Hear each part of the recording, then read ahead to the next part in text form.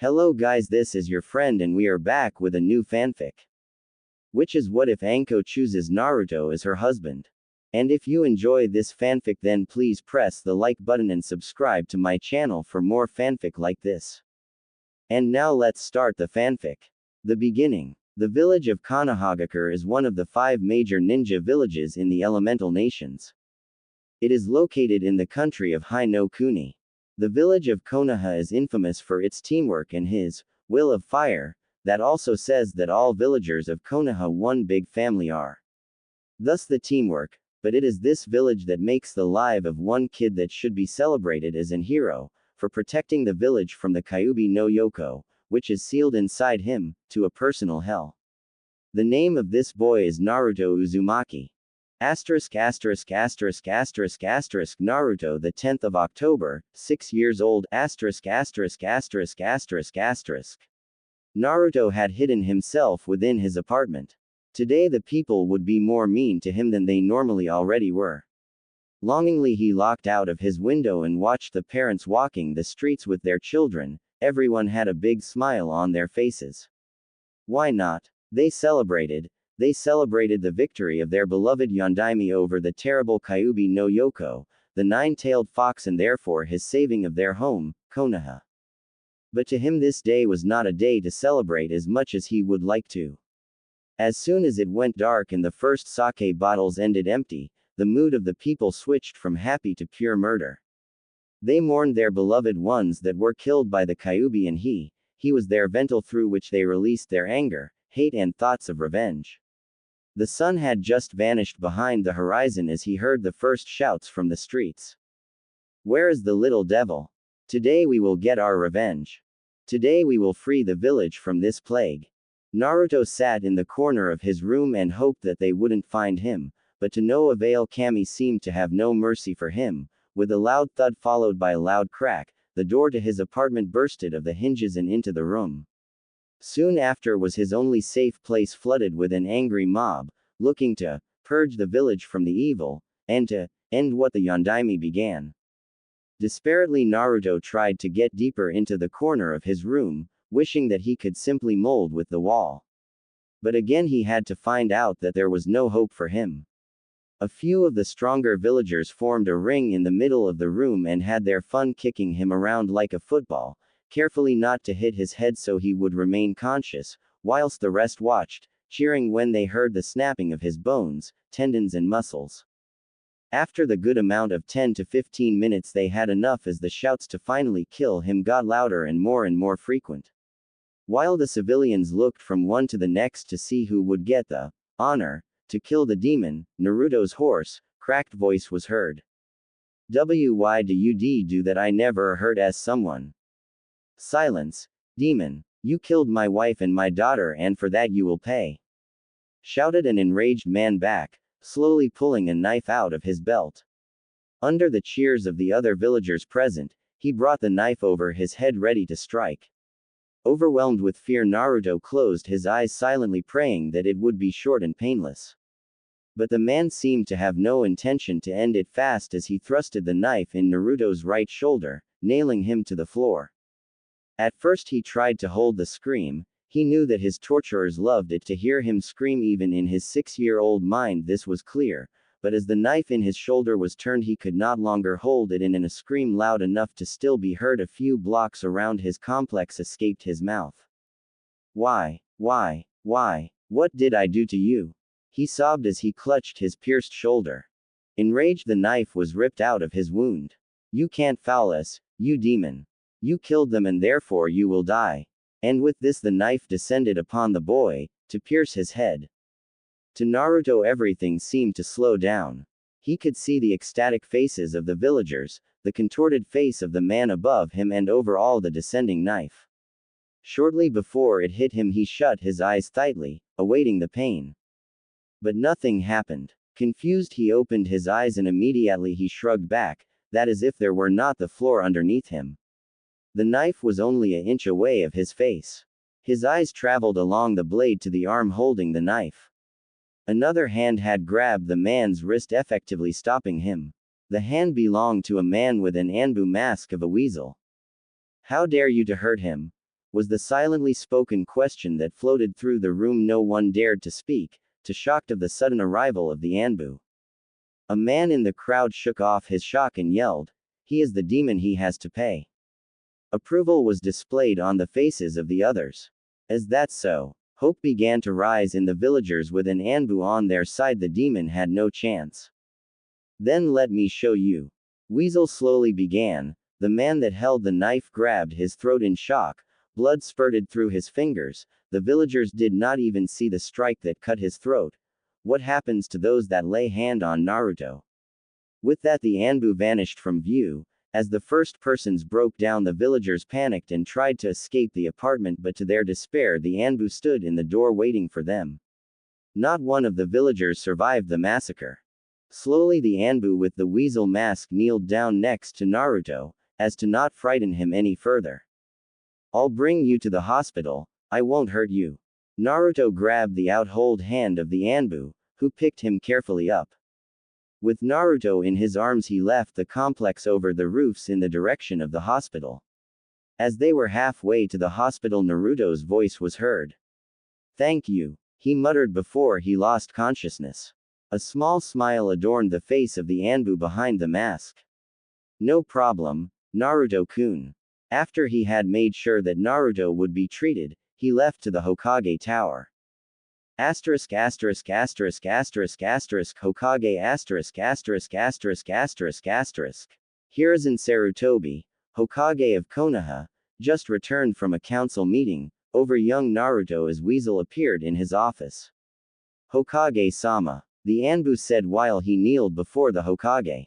"What happened, Weasel?" asked the Hokage, but he feared that he already knew the answer. "Naruto Uzumaki was attacked in his apartment. I brought him to the hospital, they treat him at the moment." Weasel answered with an voice void of any emotion. Behind his desk, the Hokage was seething. He knew it. Each year the damn council kept him from Naruto with some obscure reasons for a meeting, but there was nothing he could do. If they wanted a meeting, he had to come if he had no grave reason to decline. "What happened?" he asked with an impressed voice that clearly held his anger. "I was patrolling the area when I heard a scream. I rushed to the source as fast as I could. It was Naruto's apartment. As I entered, a civilian was to ram a knife in Naruto's head. I could stop him before he could hurt Naruto any further. After that, I killed all persons present, except Naruto, of course. As they had broken your law and called him a demon, broke into his apartment and tried to kill him. After I had dispatched of the civilians, I brought Naruto to the hospital. After a short persuasion of the nurses and the doctor to take care of him, I left to report to you." A grim smile was on the Hokage's face. "Good work, Weasel." Dismissed. "Hi, Hokage-sama," Weasel said and left in a sunshine. "I'm sorry, Naruto, again I couldn't protect you. Please forgive this old man." A moment later, the room was empty as the Hokage sunshined to the hospital to look after his surrogate grandson. Asterisk asterisk asterisk asterisk asterisk Naruto asterisk asterisk asterisk asterisk asterisk. As Naruto woke up, he was shortly blinded. Too bright. After he had blinked a few times, he could see the white walls and the clean smell of the room entered his nose. "I'm in the hospital, again." As he looked to his left, he found the old man sitting there on a chair. "Hello, Naruto. How do you feel?" "I'm fine, Gigi. I'm used to it," Naruto said, a smile splitting his face, while his eyes were shut. As he opened them again, he saw the sad face of the old man. Nobody should be used to being beaten up or being nearly killed, were his thoughts. "I'm sorry, Naruto, again I couldn't keep my promise to keep you away from harm." "No problem, Gigi. I forgive you," came the answer instantly, followed by a bright smile. After this, the face of the Hokage lighted up a bit. "Thank you, Naruto. Can I help you with something?" A while Naruto was silent, his jaw uprighted by his hand.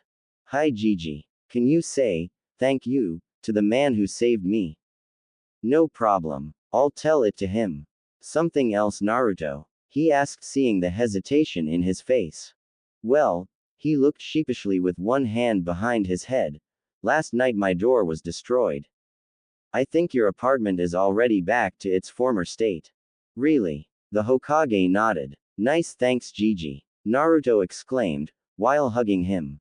Can I ask you something, Gigi? Of course, Naruto. I know you won't tell me why they hate me, so I'm not going to ask. But can you tell me why the man that saved me wore a mask and who he is? Hiruzen smiled sadly at Naruto. You're right, I can't tell you, till you are older. But I can answer your other question. The man that saved you was an Anbu. They are special ninja, who are under my direct command. They wear the masks so that no one knows who they are. Why is that? Why would you hide who you are when you are so awesome? Interrupted Naruto, confused. Don't interrupt others while they are talking, Naruto. I was coming to that. The Hokage scolded him sternly. I'm sorry. It won't happen again. Good. So back to why they wear masks. Anbu do especially dangerous missions, but they are also really important. And so that no one can take revenge on the Anbu that did the missions, they wear masks, to hide their identity and protect on this way their family and friends. And the Anbu that saved you is called Weasel, and no, that is not his real name. Anbu are called after their masks. Nay, can I become a ninja too? Like Weasel, and then I can have such a mask too. If you want to become a ninja, then you have to go to the academy, and if you pass, you are a shinobi. On a second thought, he added. And as a shinobi, you will be a lot stronger than the persons that attacked you today, so they won't attack you, and shinobi are not allowed to attack a fellow shinobi of the leaf without having to face drastical consequences, even the council can't protect them from. So you say if I become a ninja, no one will attack me anymore? Yes, Naruto, they won't be able to hurt you since you are a fellow shinobi. How does that sound? Great. Starting tomorrow I train to become the greatest ninja ever. Naruto yelled, excited. What neither the Hokage nor Naruto knew was that in front of the door to Naruto's room stood a nurse and had heard everything they said. With a sinister smile, she got back to work, intent to make sure that the rest of the village knew that the demon wanted to become a ninja. Asterisk, asterisk, asterisk, asterisk, asterisk. 1 year later, 7 years old, asterisk, asterisk, asterisk, asterisk, asterisk. It was night and you could hear the yelling of a mob running after a young boy. While running, the boy looked over his right shoulder. This mob was bigger than the normal ones, by a lot. He thought it were about 2 to 3 times as much as normal, but of course today was his birthday. But it irritated him since last year the beatings he received from the villagers had accumulated. Normally he was attacked once or twice in a month, with the biggest on his birthday, but now the size of the mob of his last birthday was normal and he was attacked at least twice a week, into the normal screams of, "Kill the demon," or, "Let's finish what the Yondaime began." There were now also screams of hindering him to take his revenge or getting stronger. He really didn't know why though. He never said that he wanted to avenge the deeds they had done against him. On the other side, it didn't really bothered him. While he could not run from them in the beginning, now he could easily outrun the civilians. He saw it as extra training. Right the next day after he had come out of the hospital, he went to the library to get some books and start his training. Asterisk, asterisk, asterisk, asterisk, asterisk, flashback no jutsu, asterisk, asterisk, asterisk, asterisk, asterisk. Library. Library there. Exited, he run towards it, intent to find some books about ninjas. As he was in, he walked to the information desk. Sorry, can you help me? I need some books about ninjas. Of cow are you? What do you want here? Someone like you is here not allowed. Instantly he hurried back out into the next side street. What now? He thought after he had calmed down. Where do I get infos about ninja now? Sadly he stood and made his way back to his apartment through the side street of the library. He just wanted to leave the street and go his way when he saw a little window to the library. As he came near the window, he noticed that it had an broken lock. It was just fixed with a bit of tape. Immediately Naruto's eyes got an mischievous glint as his prankster side took over. Tonight I get my books. With a smirk, Naruto went back to his apartment and awaited the night. Asterisk, asterisk, asterisk, asterisk, asterisk, flashback no jutsu. Kai asterisk, asterisk, asterisk, asterisk, asterisk. That night and in various other nights in the past year he had got himself some books that seemed interesting for his training. Basics of a Ninja, Chakra Control for Beginners and How to Train Yourself, Physical Training, were the most interesting ones out of the dozens of books he had read. Well, what else can you do if you are by yourself with nothing different to do besides pranking the citizens of Konoha? Suddenly he was ripped out of his thoughts by a whizzing sound behind him. Quickly he jumped to the side. A kunai appeared where he was just a second ago. Shit, I missed, yelled a voice behind him. Damn it. Naruto thought kunai meant one thing, shinobi. Fuck it. I can outrun civilians but not other ninjas. I have to shake them off in the side streets. With this he headed into the labyrinth of side streets in the outer parts of Konoha. After a while he came to an crossway and wanted to turn right, but to his dismay the ninja behind him threw just this moment kunai after him, having him jump back, taking another street. After 2 more turns he found himself in a dead end. Starting to panic he jumped behind a few tons with rubbish hoping that they didn't find him. A few seconds after he had jumped behind the can he heard how they come in search of him. Where is he? It's a dead end, he can't have gone from here, said one of the shinobi. Search the alley, commanded another. I will be damned to let him escape. Behind his trash can Naruto started to shiver and struggled with the reminding of all his previous beatings. Suddenly the trash can was heaved away from in front of him, much to his increasing fear. Found him, the civilian shouted. In seconds Naruto was surrounded by them and was merciless beaten and kicked. After the civilians had their part of the beating the shinobi came forward and took over. He was heaved of the ground and rammed into the wall. Afterwards a kunai was thrusted through his shoulder making him scream in pain. Enjoying it? Asked the shinobi as he leaned forward, his left arm rammed into Naruto's throat, strangling him and holding him on the wall at the same time. Slowly he twisted the kunai, provoking another scream of pain. Don't worry, we are not at the end yet, by far. We will make you feel the pain you inflicted on others. I did nothing to anyone. Naruto pressed through his clenched teeth. As a reaction the arm got away from his neck and he breathed in relief only to scream again as his other shoulder was pierced. Don't make me laugh. We all know what you are and what you did. Demon, snarled the shinobi, before he let off of Naruto, who just hung on the wall holded by the kunai in his shoulders. Vague he noticed another one of the shinobi stepping forward. My turn, and shall I tell you something? I am from the Torture and Investigation Department, so don't worry, you won't die, you will just feel a lot of pain. With that he pulled out a ninjutsu from his back and slashed in one fluent move from Naruto's right shoulder to his left hip and from his left shoulder to his right hip, forming a red, blood-seeping cross on Naruto's torso. Naruto himself screamed in pain, unable to move because of the kunai in his shoulders. Why? Why did they hurt me? Why do they hate me? He taught, while he looked at the mob before him cheering at his obvious pain, wanting to hear him scream more. During his looking at the mob, the man with the ninjutsu had pulled out an ampoule from his pouch with a clear liquid in it. As he splashed the contents over Naruto's upper body, Naruto started screaming. Where the liquid hit his wounds, a searing pain appeared and the edges of the wounds swelled up and started seeping. Seemingly pleased with his work, he plastered Naruto's body with sword wounds, forming a thick web of wounds all over. Shortly before succumbing to the darkness creeping into his eyes, Naruto wished for one thing with all of his being: let them feel it.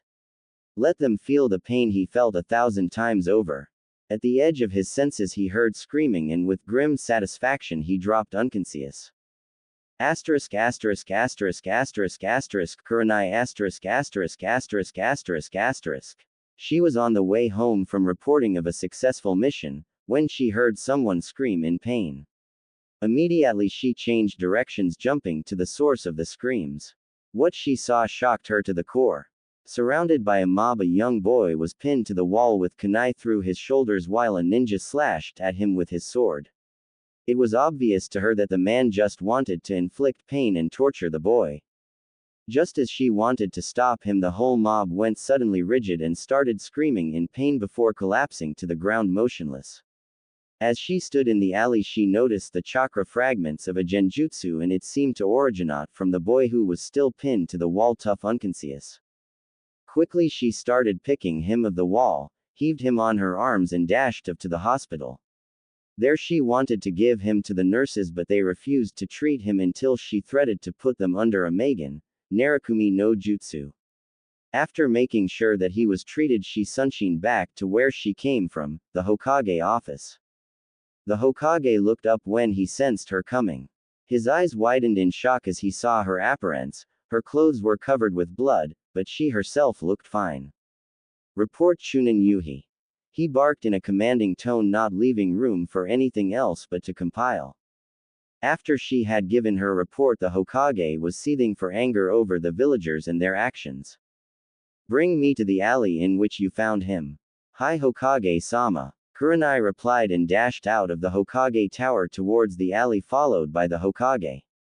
As they arrived, the civilians still lied unconscious on the floor, and the shinobi were awake but tied up by two Anbu who were watching over them. Hokage-sama. They greeted him, who nodded in acknowledgement. Can you tell me what happened here? It seems they were under the influence of a powerful genjutsu before they all lost consciousness. You were right, as it seems, Kurenai-san. He said to her, before he turned to the Anbu. Bring them all to Ibiki, he can have his fun with them. I already know what happened here, so he has no restrictions. The tied-up shinobi paled visibly, with wide eyes, and even Kurenai shuddered. Ibiki was the head of the torture and investigation department and had the reputation to be extremely effective in torturing his prisoners and to be quite sadistic. Hi Hokage-sama, the Anbu said. The Hokage nodded and signed Kurenai to follow him as he made his way to the hospital. Once there, he went to Naruto's room and inquired a nurse about his condition. He is already awake and all wounds seem to be closed, but he will keep scars from the incident. Scars? He asked the nurse, surprised. He never had any scars. That is right, but this time his wounds couldn't close like they normally do because of a form of acid that was in his wounds. It seems to be one from the T&I department. It practically melts open wounds together and leaving only scars behind. It is used to prolong the suffering of the ones getting interrogated, since it closes the wounds fast, prohibiting blood loss, and also inflicts a immeasurable amount of pain. I'm sorry. At this explanation, Kurenai looked absolutely terrified. No, it is okay, thanks for helping him, he said sadly and stepped in the room to look after Naruto. In the room, Naruto was looking out of the window, seemingly deep in thought. His complete torso was in bandages. Hello Naruto, he said softly with a sad taint to his voice. Asterisk asterisk asterisk asterisk asterisk Naruto asterisk asterisk asterisk asterisk asterisk. As he awakened, he found himself in the hospital again.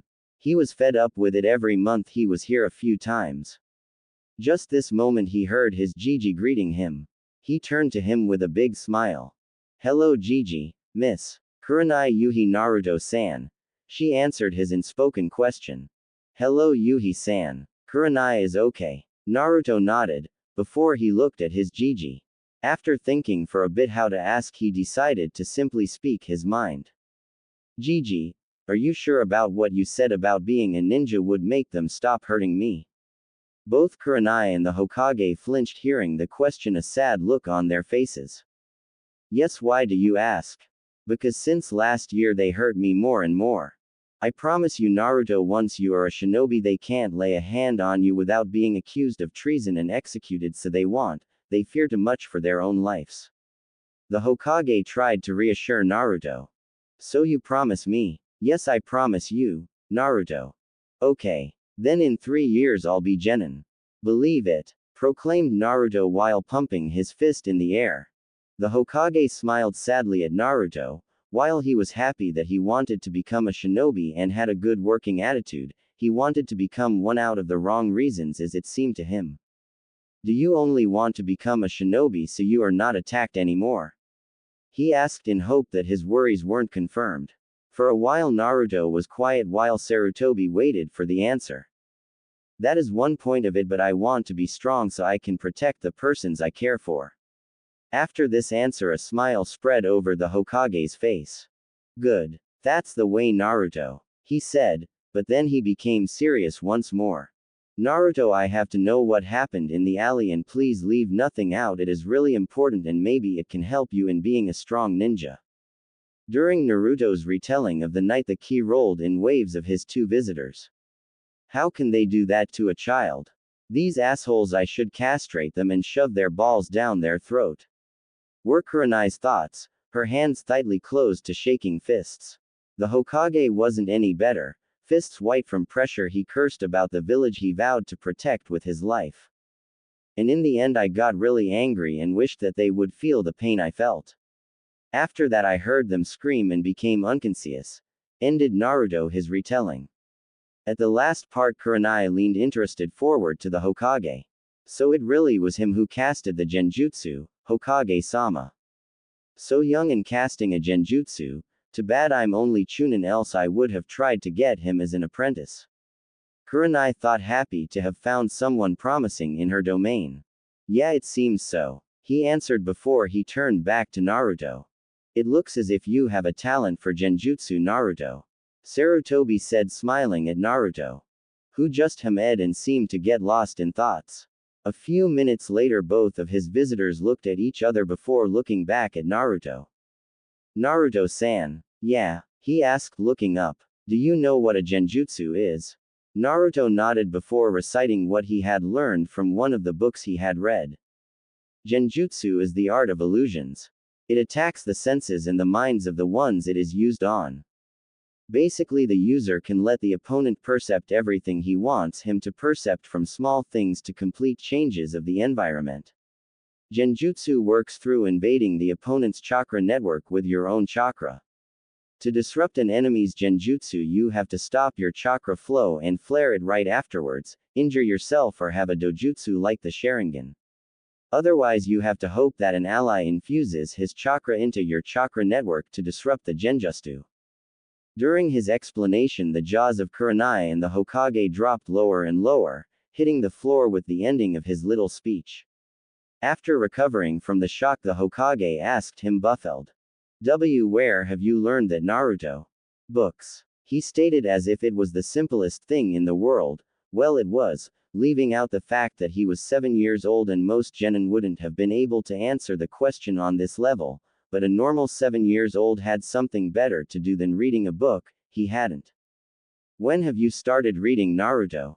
If I remember right, you didn't like reading much before. I started last year, the day after I left the hospital. It really helps to know a little.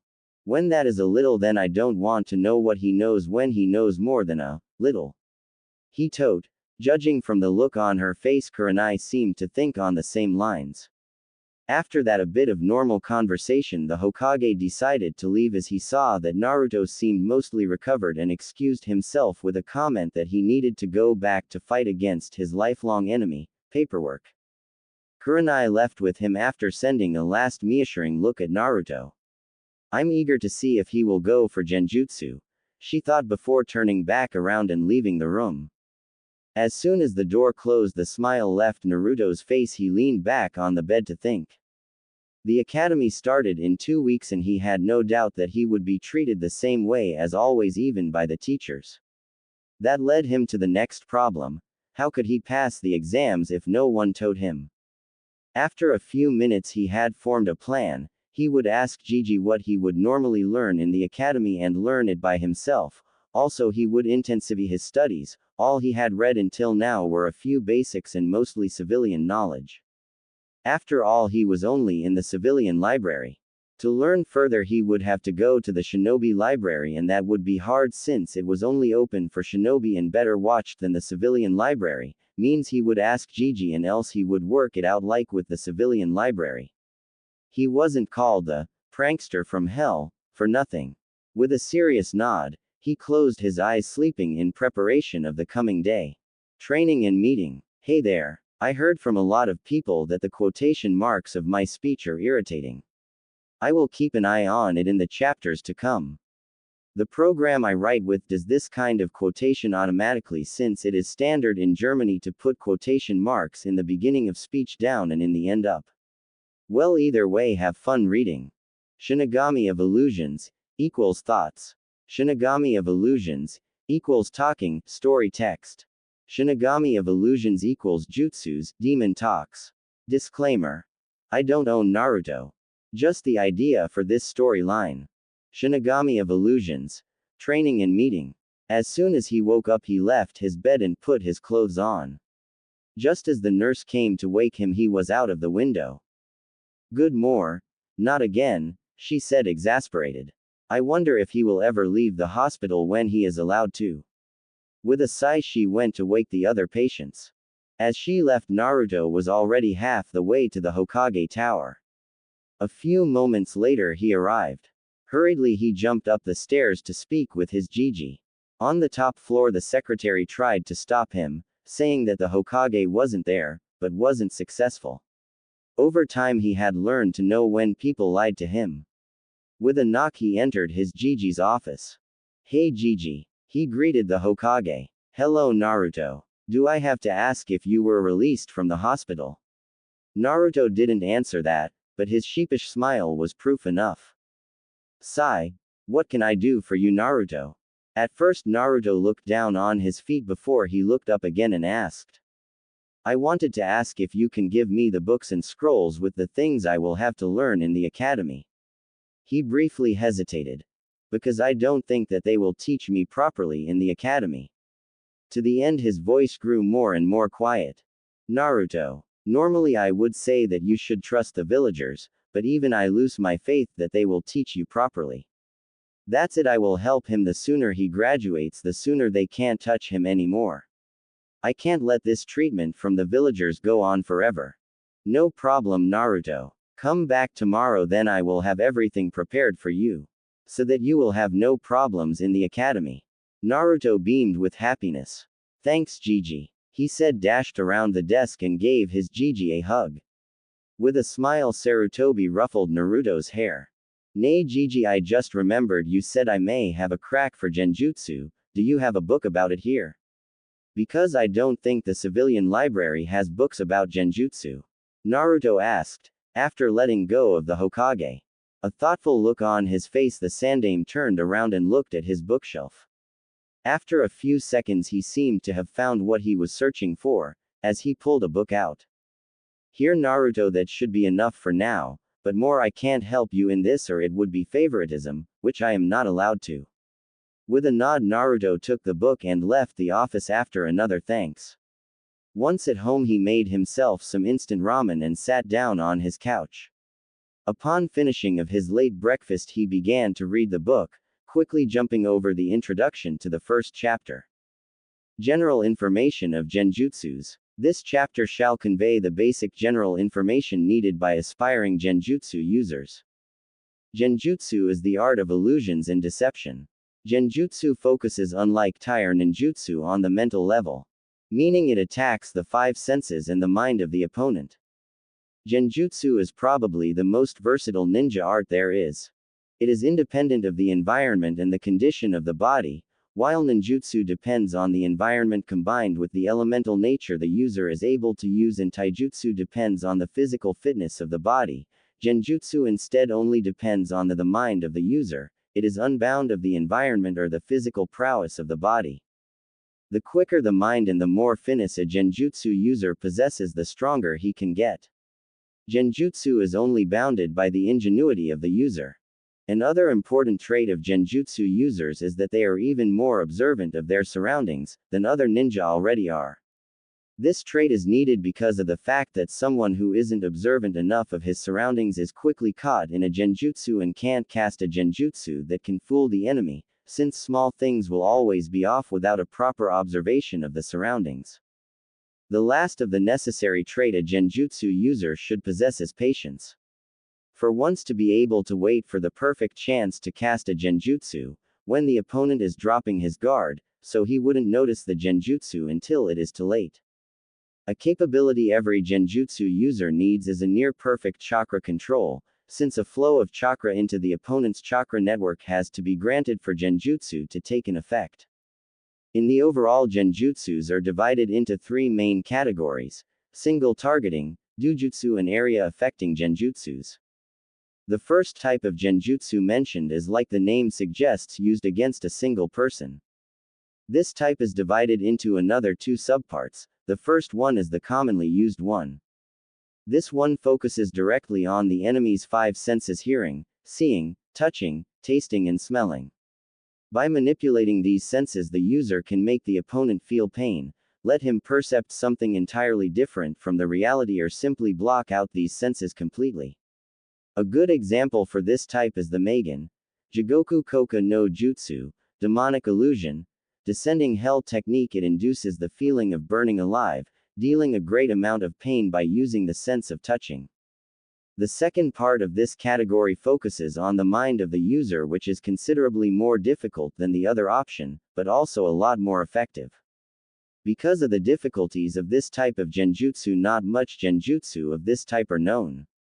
The easiest of these kind of genjutsu is the Magen Narakumi no Jutsu, demonic illusion, hell viewing technique, which lets the victim face his greatest fear.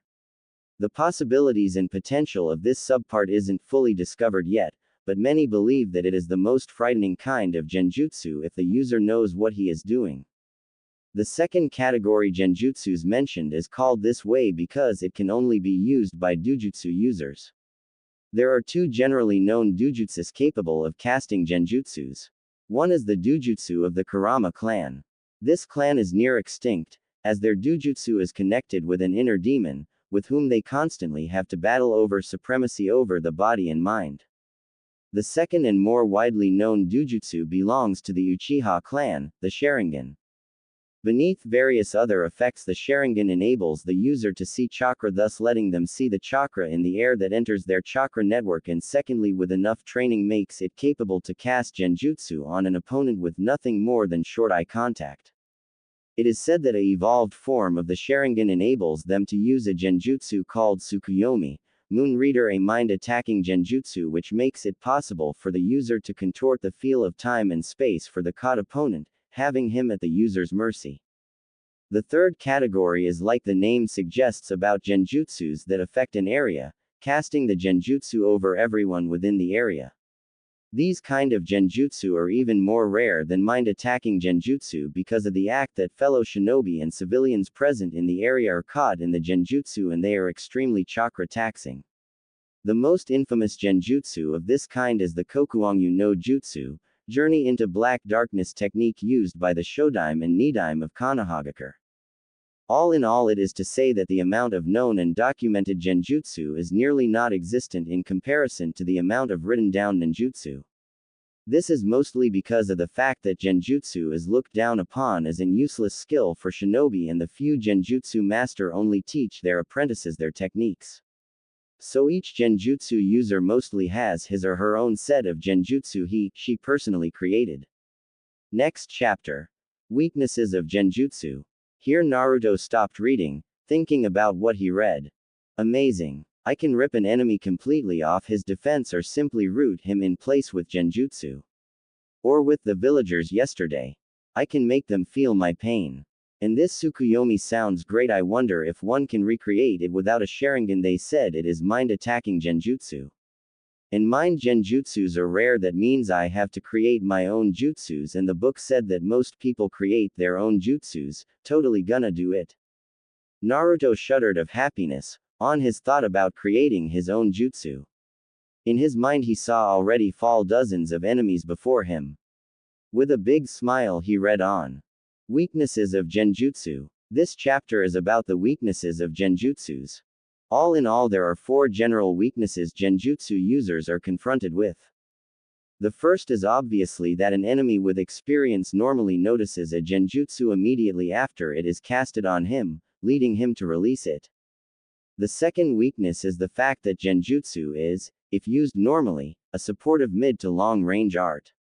Thus letting the user weak to tie-in ninjutsu specialists when they come in range, since most genjutsu users only concentrate on their genjutsu.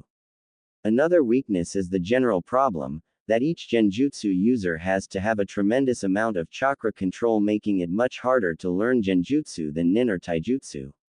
And lastly, there is the problem of opponents with dojutsus.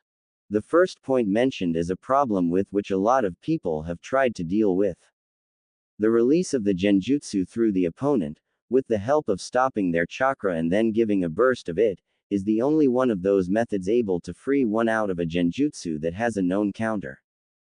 Through increasing the amount of chakra infused in the opponent's chakra network while using the Genjutsu, it becomes much harder for the opponent to overcome the alien chakra in his chakra network.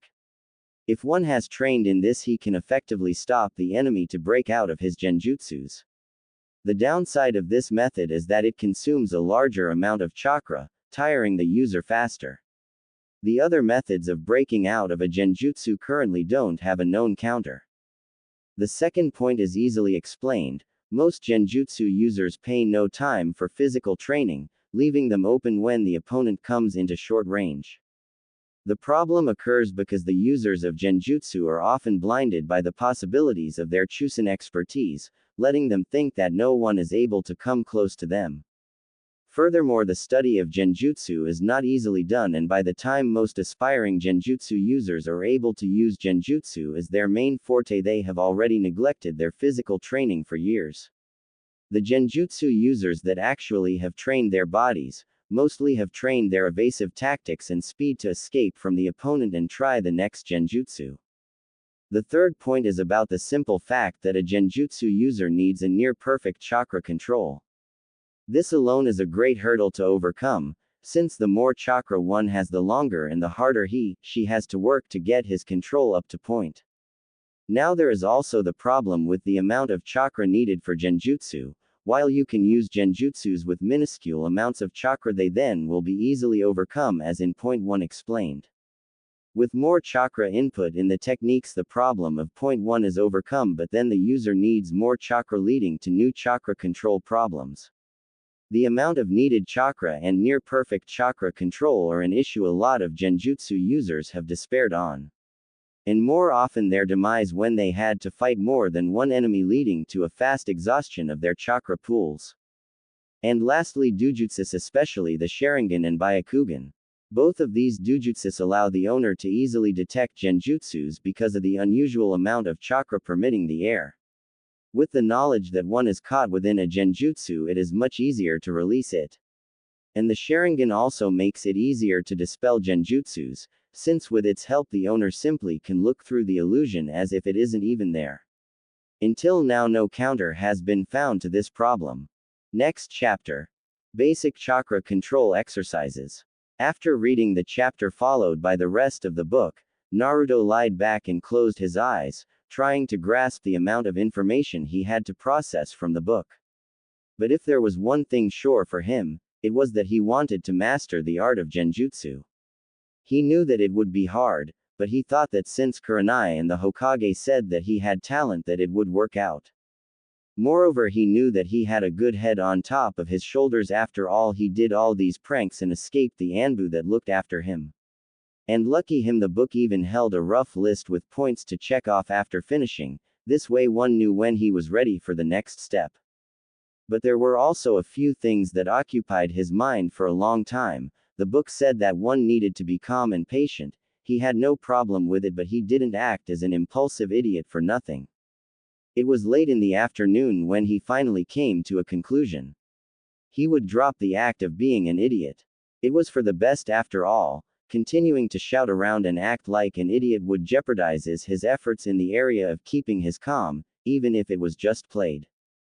Deciding to start his chakra control training the next day, once after he had gotten his books from the Hokage, he went out of his apartment to get some ramen from Ichiraku.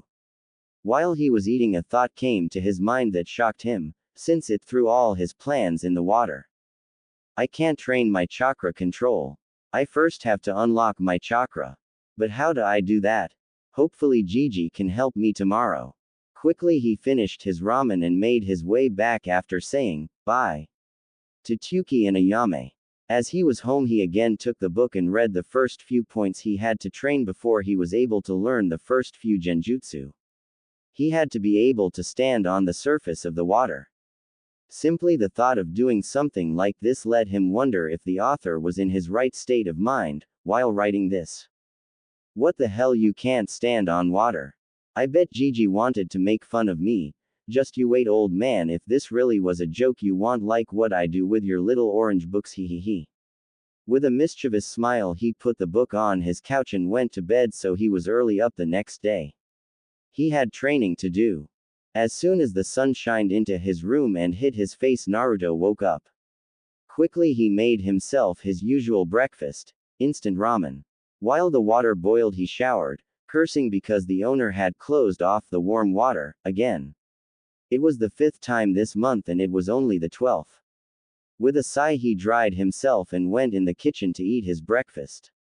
After finishing he put his usual orange jumpsuit on, although with a disdain. He didn't like it, but it was the only thing they sold him. Shaking off his negative mood he made his way to the Hokage Tower to get his books, ask a few questions and if necessary take his revenge. After arriving on the top floor he again ignored the secretary's attempt to keep him from the Hokage and went into his Gigi's office. Hey Gigi. Hello Naruto. The Hokage greeted back and heaved up a bag filled with different books and a few scrolls, 3 to be exact. Here are your books and the scrolls for the Academy 3 jutsus you have to learn during your 3 years in the academy. Taking the bag, Naruto thanked him. Say Gigi, I read the book you gave me yesterday and I wanted to start the trainings list on the end of it today. The first point is leave sticking, but I haven't unlocked my chakra yet. I know we learn that in the academy but only next year and I want to start training now. So can you help me or give me a description how to do so? The Sandaime had a look of wonder on his face. He wants to start the trainings list. That means he read the whole book. I never knew he was this much into reading. Naruto, I didn't know you were into reading this much. Well, I would read more but the library always kicks me out, so I have to sneak in and read when no one is there. But what is it, Gigi? Do you help me? He gets kicked out. I wonder what else the villagers do to him he doesn't tell me. Well Naruto, you are right, normally you would learn that next year in the academy, but since you show interest there is nothing prohibiting you on unlocking your chakra now. After all, the kids of the shinobi clans too start doing so when they enter the academy. Let's see, I know you don't trust a lot of people, so I will help you. Can you wait for half an hour? I first have to finish something. After that we go to my compound and unlock your chakra. This way no one tries to inhibit him during it and I have an eye on him should the fox try something. Okay Gigi, thanks, I will wait. Naruto said and sat down on the couch placed near the wall. Exactly half an hour later the Hokage finished his work, but was in astonishment. Not once had he heard Naruto scream around or even whine for having to wait for so long. What happened to you Naruto? Normally you would run around screaming at everyone and everything that you had to wait for so long. Well Gigi, you see, I decided to drop the act of being a complete idiot. The book said to become a good Genjutsu user you have to be patient and calm so you don't miss anything. The book seems to have worked wonders, but what do you mean you dropped the act, because I don't remember seeing you like this ever before. Naruto nervously looked down, scratching the back of his head. I think it started a few years ago when I was beaten. I noticed they hurt me less often when I looked and behaved like an idiot. I noticed a few months later that I had unconsciously started to always act like an idiot around everyone to get hurt less. I thought it was a good thing and only stopped when I was at home or alone.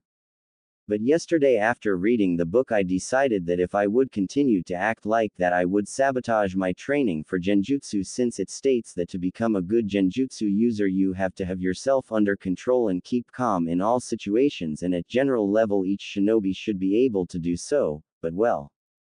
Sorry that I acted around you before too. I know I can trust you, but there are always people around even if it are just your personal Anbu hiding behind the walls at the moment. At first the Sandaime's face hardened as he heard that Naruto had to make himself out to be an idiot only to be hurt a little less, then it softened at the display of trust to him, but finally showed his wonder at the knowledge of his personal Anbu. I'm glad you trust me Naruto, but how do you know about my personal guard? He thought to himself. It is okay, you did what you thought to be the right thing to do. But can you tell me how you know about the Anbu? It's not so hard, I developed a sense if someone is around me or not. It is like my seeing if someone is lying to me. With a thoughtful nod, the Hokage stored what he heard away for later. He had made Naruto wait long enough. Okay. Now let's go. A trainings ground is waiting for us. Naruto nodded. The Hokage placed his hand on Naruto's shoulder and shunshined away with him. As Naruto could see again, he saw that he was standing on a large open ground with a house in the far. He identified as his Gigi's. This Naruto is my personal trainings ground behind my compound. Sarutobi said as he saw Naruto looking around. After Naruto looked up to him seemingly waiting for something, he continued. Now to activate your chakra.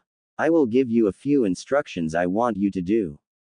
There is no need to rush something. Some people don't even get it at their first attempt, so don't be nervous or disappointed if it doesn't work at once, okay? After Naruto nodded, he went on. Good, now stand comfortable and close your eyes. Now I want you to concentrate on your body. As Naruto became still, he told him the next step. Now let your concentration float to a point 1 inch under your navel. There search for something warm and soothing. Don't be afraid if you feel a rush in your body, just keep calm. Then he waited for what would happen. Naruto slowly let his concentration wander down his body until he reached the point his Gigi had described. He concentrated a while and had the feeling of sinking deeper inside himself. Then he felt something warm. It was blue. Without a bit of hesitation, he reached after it. Suddenly he felt this feeling spread through his whole body, filling it. Then after it had filled his body, it exploded outside of him. Slowly he opened his eyes, a wide smile on his face as he saw his Gigi's stunned face. He never had felt such an amount of chakra from someone as young as Naruto, let alone while activating his chakra network. It was so much that it built a small dome around him. Naruto, I want you let the chakra flow through your body. Just imagine that it flows through you just like your blood. Slowly Naruto felt the chakra recede back into his body as he imagined it flowing through his body. After a while he felt it flowing through him without him imagine it. Then he looked at his Gigi with a big smile. That turned even brighter as he heard his words. Good work, Naruto. Not only did you unlock your chakra on your first try, but you also have a really large amount of it. I'm interested to see how much it is, once it is settled in a few hours. Now you said something about chakra control, right? I will show you the tasks that stand on your list. I'm sure you think they are simply crazy. As the Hokage ended, he had a knowing smile on his face. Everyone who first heard of water walking, thought that the person talking got hit too hard on the head. Yay. Thanks, Gigi. On my list stands at first leaf sticking exercise, then tree walking, and then water walking. After that the list says that I can try the first easy Genjutsu, and when I got these down there are more exercises, but I think I just need to know the first 3 for now. The Hokage nodded. That's right, you will have enough to do with the first 3 for a while. With that he walked towards the trees that were on one side of the trainings ground, motioning Naruto to follow him. Once there he picked up 2 leaves. Now Naruto the first exercise leaf sticking. Then he put one of the leaves on his forehead, it fell immediately down. As you see, without or to less chakra the leaf doesn't stick and falls down, now with too much chakra. He put the leaf back on, suddenly the leaf bursted from his forehead, ripped to shreds. If you use the right amount of chakra the leaf sticks on your forehead. He took the second leaf and put it on his forehead. Then he bowed down with his head, while the leaf still stayed on his forehead without moving. You see? He asked rhetorically. Naruto nodded, stunned, making the Hokage grin. Good, remember the right amount, not more and not less, else it won't work. Now for the next exercise. Tree walking. With that the Hokage walked to one of the trees and simply went up the trunk as if he was still walking on the ground. On the middle he stopped and turned around to look at Naruto before he spoke. It is the same as with the leaf exercise. Too much chakra and you get blasted of the tree, too less and you fall down. For this exercise you have to gather the chakra into your feet. The feet have very few tenketsu, meaning it is harder to gather chakra there. In the beginning try it with running at the tree every time before you fall of make a slice at the tree with a kunai, this way you have always a mark to. Hi, was the quick answer. With a nod, the Hokage jumped from the tree and again motioned Naruto to follow him. He went to his house and around it.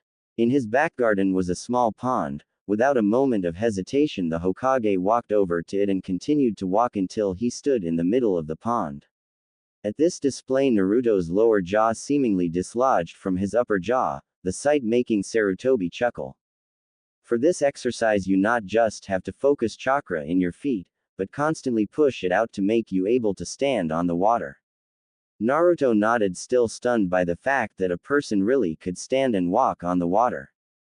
Thanks for displaying the exercises, Gigi, that will help me a lot. No problem, Naruto. Now let's head back. He walked back to Naruto, put his hand on his shoulder and shunshined them back into the office. After arriving, Naruto thanked him again and left for his apartment, the bag with the academy material in his hands. Once home, he stored the books and scrolls away and started the leaf-sticking training. He planned on starting to read the books when the academy began. Since he didn't expect to be even acknowledged, he would read the books during class and train in chakra control and do physical training in the morning before academy and afterwards. While training the leaf-sticking exercise, Naruto noticed that not even once the leaf simply fell down, but every time was blown off.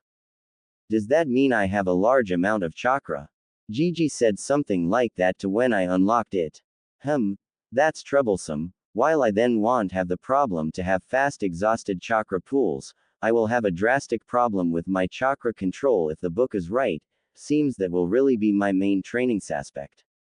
With a sigh, he went on with his training. 2 weeks later. Today was his first academy day and he really wasn't excited about it. Just yesterday he had finally mastered the leaf-sticking exercise by sticking 3 leaves on his body and holding them for over half an hour. Now he could start the tree-walking exercise, which interested him greatly since he could run away from the mobs with it. He would turn a corner and then quickly run up the wall and hide on the roof of the house. It would spare him a lot of injuries. He quickly parted with his thoughts as he arrived at the academy. Just as he expected, he wasn't welcome. He walked through the gates, when he noticed the first hateful glares being sent to him by the parents that brought their children to the academy. With a sigh, he continued towards his classroom, ignoring the stares with his fake smile present. In the class, he took the place in the back corner of the room, a perfect place in his opinion. Here the others don't see me if they don't turn around, and the teacher can easily ignore me, acting like he doesn't see me, since I'm at the edge of the class. And Naruto kept right. His premonition was right. In the roll call, his name was spoken seemingly normal, but for those who were attentive, the tensing of the teacher and the disdain, if not hate, in the teacher's voice were obvious. Pleased that he would get his time to read the books, he started with the first one, stopping only to eat his lunch and when the academy was over. This was the routine he decided to adapt for the academy. From time to time he brought out a few weird comments, to feed his idiot act, mostly ending with a hit on the head by one of the girls in the class, giving him the reason to shut up and continue to read his book. And he was happy with the situation. He was ignored and in return ignored the others. 1 month later. It was 1 month after the start of the academy. Naruto woke up in the morning, made himself a breakfast with milk and cereals, no instant ramen. Through the books he read, he learned a lot about healthy nutrition and diet and intended to put it to good use. It already helped him. He felt more energized over the day, though he couldn't really believe it at first. I mean, he was already known as a stamina freak, but by now he seemed to have even more energy, leading him to start running laps around the village and doing some muscle training in the morning. After finishing his breakfast, he went back to his bed and read for an hour. He had learned that training before breakfast was bad for the body since it had a lack of energy, but also that shortly after eating the body focused blood in the stomach area to help digest the food, which would then be missing in the muscles. So he waited and started only an hour later with his workout. Upon finishing, he refreshed himself and made his way to the academy. Well, normally he would, but today was Saturday and so he had no school. Instead he went to visit his Gigi. He hadn't seen him for a while and he wanted to surprise him with something. He had finally mastered the water walking exercise 2 days ago. He would show his Gigi and ask for some easy genjutsu to practice. Knowing that he had to work even on the weekend, he walked to the Hokage Tower, enjoying that it was still morning and most of the people were still at home sleeping in, leaving the streets deserted. As he arrived on the Hokage Tower, he walked up and into his Gigi's office. "Hey Gigi." He greeted him. "Hello Naruto, what brings you here so early in the morning?" Naruto smiled proudly at him. "Because I wanted to show you the exercises for chakra control. I can do all of them." Only sound heard was Sarutobi's pipe fall on the floor. His sight was a view to remember, his eyes the size of dinner plates, his jaw crashed through his desk. I lasted 3 minutes until he finally spoke. "Why you want to tell me you learned all 3 chakra control exercises that even some chunin have trouble with? And that in a month? Being only 7 years old." "Ahem. Yes," Naruto said, unsure how to judge his Gigi's reaction. "Holy shit. I can't believe this boy. I would have expected him in a month or 2 at the earliest, with having mastered maybe the tree walking exercise. I got to see him do that, otherwise I don't believe it." "Naruto, can you show me?" the Hokage asked, unbelieving.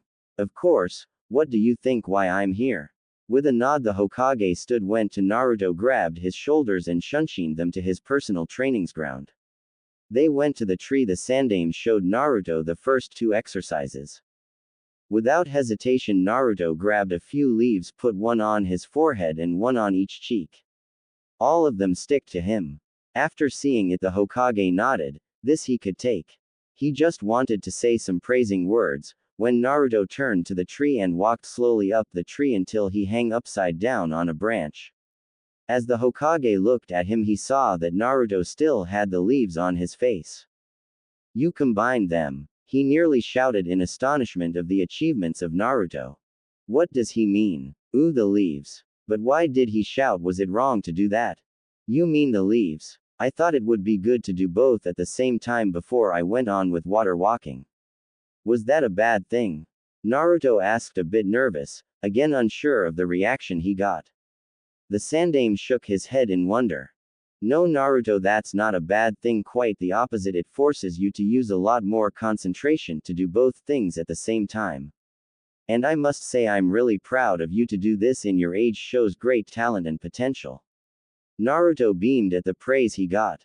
"And I still have to show him the water walking." "Thanks Gigi," Naruto said, falling from the tree, doing a flip and running to the Hokage to hug him. "Now I show you water walking, come." He ran to the small pond, pulling the smiling Hokage with him. What a little praise does to him, and he said he wanted to train to be calm. As much as he tries, he is still a bit child, and I'm glad for it. Arriving at the pond, Naruto walked on it, still pulling the Hokage with him. As they stood in the middle, he looked up at his old man, grinning like crazy. "What do you say now, Gigi? I'm amazing, aren't I?" The Hokage chuckled. "Yes, you are, Naruto. There are only a handful of people who could do these exercises in your age." "Woohoo, I'm amazing," he shouted and began to jump around on the pond. "Easy there," the Hokage said, laughing. "Now what is the next point on your list?" he inquired. Immediately Naruto stopped jumping around. "It says that I now can train some easy genjutsu, some D rank 1 to start. Can you give me a few, Gigi?" "No, sadly not, since you are not shinobi yet." Naruto looked down. His Gigi was his only option to get on some genjutsu. "Say Naruto, you said that you sometimes sneak into the civilian library, right?" "Hi. Well, a library is a library, don't you think?" "Ha," was Naruto's answer. "Sorry, more I won't tell you. Now let's go back." He grabbed the still confused Naruto on the shoulder and shunshined back to his office. "Think about it, Naruto, and your answer will come to you." With a nod and deep in thought, Naruto left the office. As he came to it, he found himself on top of the Hokage monument. He went to his usual spot on top of the Yondaime's head and lied back. What could Gigi mean? A library is a library. And how does that help me? No wrong, when I know what he means I will know how it helps. Library is library. So he means two different libraries. His eyes widened, of course. Konoha has the civilian, and the shinobi library, so he wants me to sneak into it. Would make sense, they have scrolls about every Konoha jutsu, meaning also Genjutsu. But also about other things, and it won't be easy. I have to make a list about what I need. Quickly he jumped up and dashed back to his apartment. Once inside he took out the list and noted everything he would need in his later training down. Genjutsu of each rank, especially the one that makes the user invisible, and he had to look up another Bunshin Jutsu, since he simply couldn't do the Bunshin no Jutsu. The other two of the Academy 3 were no problem, but this one simply didn't go. He guessed that it didn't work because of his already massive chakra pool. Furthermore, he had watched a Junin do something that he called Kage Bunshin no Jutsu one morning during one of his laps. What intrigued him was that the Bunshin seemed solid. He decided that he would look for this Bunshin Jutsu. Lastly, he noted down to look for a scroll or book with more advanced chakra control exercises. Pleased with his note, he went to planning how he could sneak into the library. After a short visiting of his target, he began making his plan. One Chunin is guarding the entrance and one more is on top of the roof to look out for people that want to go in through the windows. A henge doesn't work since they have a detector against that. I really would like it if the henge was a physical transformation. Suddenly it hit him like a wall of bricks. If he could transform himself physically, he could simply walk in, and he knew just the jutsu for it. He had found it during his training of the original henge. His own personal henge. Asterisk asterisk asterisk asterisk asterisk flashback no jutsu asterisk asterisk asterisk asterisk asterisk. It was on the first day he had run laps and done muscle training. Never thought it would be so hard. But whatever, no pain no gain. With a nod he stood up from the ground and started to work on the henge no jutsu. His first few tries were miserable, he didn't even look nearly like the Hokage. He had produced a faint shadow of the old mon's face that hovered over his own face. He read the scroll again and found out what he forgot. He had to put out chakra all over his body, from every tenketsu. After a few more tries he got visibly better. He now looked like the Hokage, but it was still a bit faint. He decided to put in more chakra. But this time he confused a few hand signs, without noticing it. The transformation was complete. He jumped up in joy and walked through the apartment, when he ran against his kitchen table. Ouch, my shin. Fucking table. He cursed a while longer when he noticed something. Wait, why does my shin hurt? Normally I would hold my knee when I bump into the table. The henge is just an illusion, a kind of genjutsu, even if it is only E rank. So I still should have hurt my knee even if I connected with my illusion shin. Did I do something else? Quickly he went over the hand signs he had used. Instantly he saw the different combination he, tired as he was, had used. Hoping to be right with his assumption, he went to the door and reached for the top of the door frame. He could feel the corners of it, he could feel it. With a normal henge it would look as if he touched the door frame, but he wouldn't be able to actually feel it. That meant one thing: his henge was a complete transformation.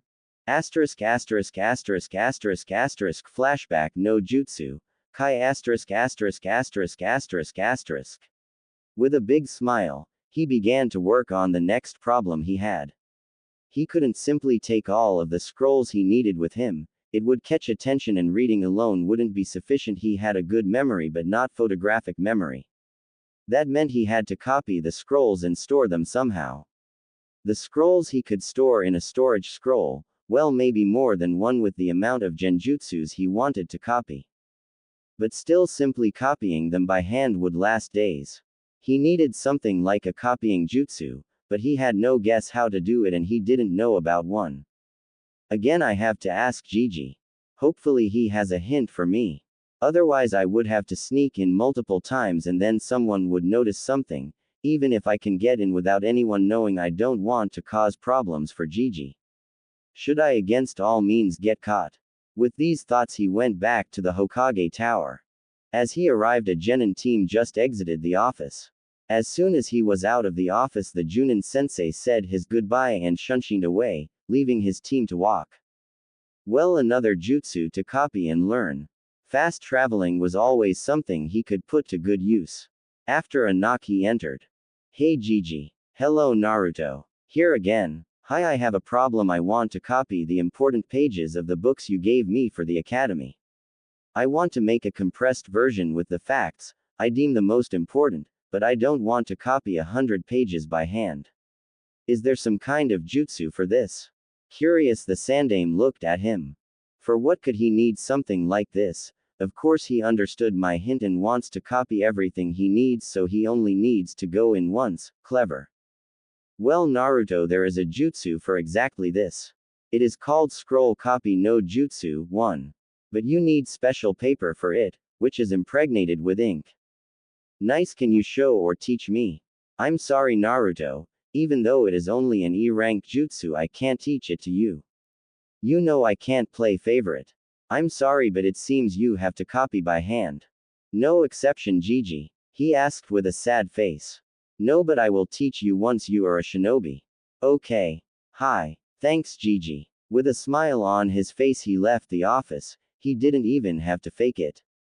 Gigi knew exactly why I wanted to know this jutsu and that I can find it in the library. He even told me what I need for it. Great. As he was home, he started to practice his personal henge for a bit. After all, it isn't easy to move as a spider, if you have never done it before. After the practice he got back to reading. He guessed that he would have read and understood all of the books in approximately 4 more months. After that he would have to look for new books. Mostly about Genjutsu. He wanted to become as good as he could during his time in the academy. Later in the night he went to sleep. The next morning started like every other morning. Breakfast, reading hour, training, and since it was Sunday he had all the time in the world. Luckily ninjas had to do missions on each day, so the ninja shops had open. Hanged as a shinobi he went in and bought 4 medium-sized sealing scrolls, 2 and 1 minor sealing scroll. Moreover, he bought 1 stack of ink-impregnated paper. At home he sealed the package into one of the medium-sized scrolls and all of these into the minor scroll, leaving him with 1 little scroll. Prepared for later that day, he used a few hours to further train his water walking in combination with the leaf sticking exercise. After lunch he then kept to reading his academy books. As the night fell he left his apartment in the form of a spider, so that no one even knew that he had left his apartment.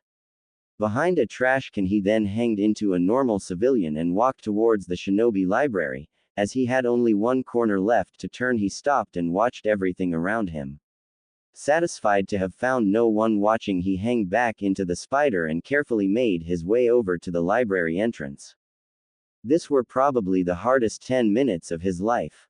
He had to dodge the feet of a few civilians on their way home, and simply he had to cross a 15-feet street with the speed of a spider. As he finally arrived at his intended destination he crawled up the wall and into the library through the air conditioning. Once inside he changed back, as he was sure that no one was there. The first section he went to was about easy and supplementary skills. Scroll copy jutsu, where are you? He thought while searching. A minute later he held the scroll in his hands. Hurriedly he began to read it. Scroll copy no jutsu. To copy a jutsu lay a, with ink impregnated piece of paper, of the same length of the text you want to copy, over it. Then form the showed hand signs and channel a small amount of chakra into it.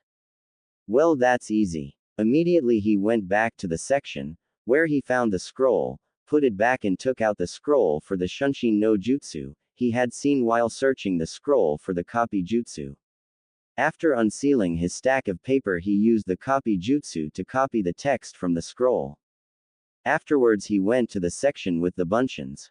A short amount of searching and he found the scroll for the kage bunshin no jutsu. Promptly he copied it. As he came to the section about genjutsu he was disappointed. There were only about 15 scrolls. And not one of the genjutsus he looked for, besides the ones from his trainings list, was there. The book didn't exaggerate when it said that only few genjutsu are known, since every Genjutsu user makes their own and protects them from others. Well, I simply have to do the same.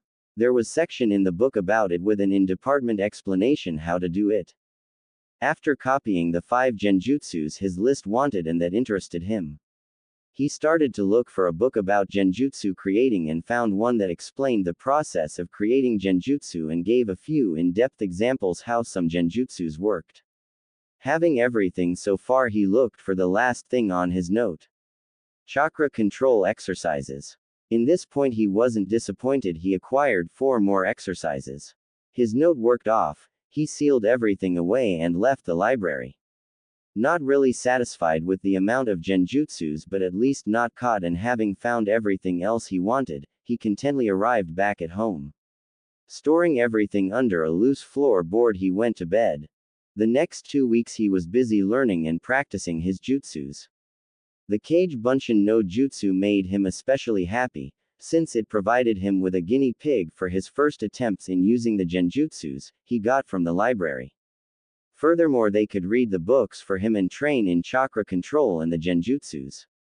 This gave him the time to focus completely on his physical training.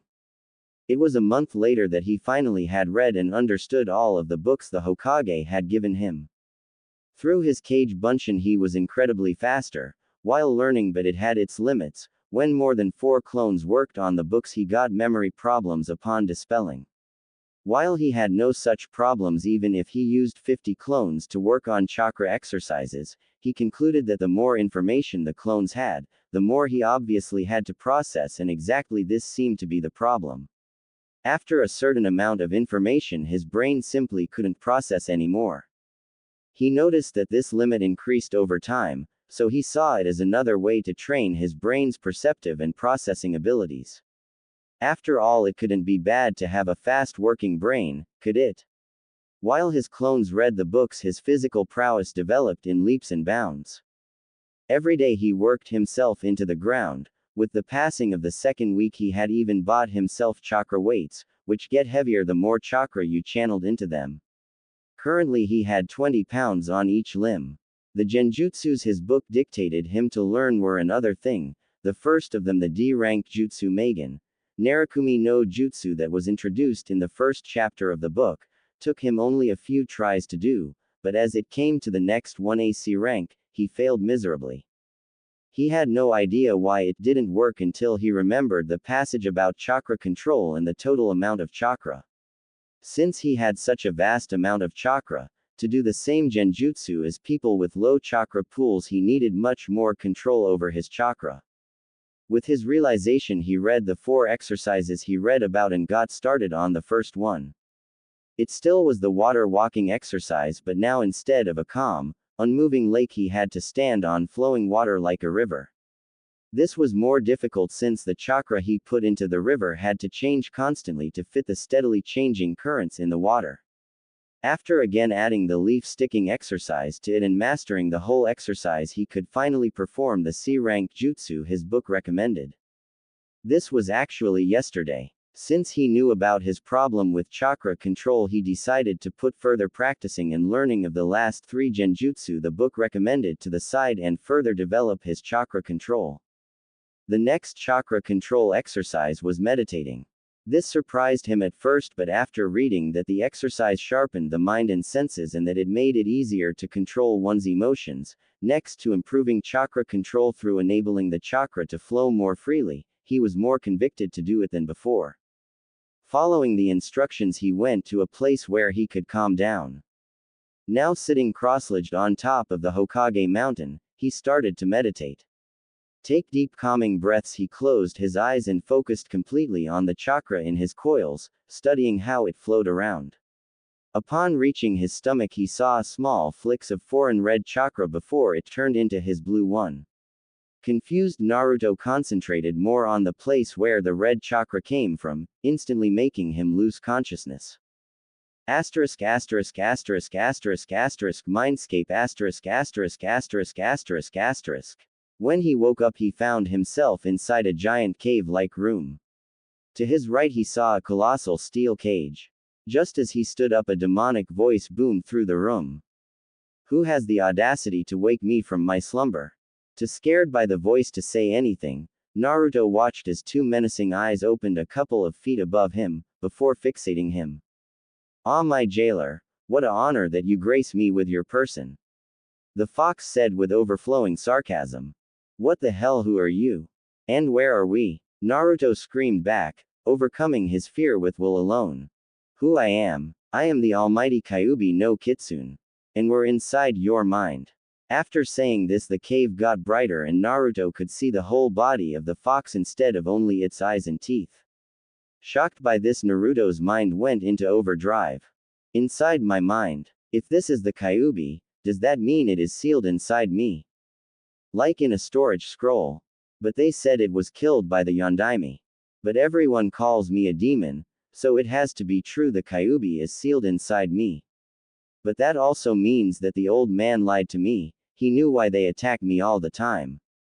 Interested, the fox watched Naruto, astonished that he didn't scream around that everything is a lie or other crap like it.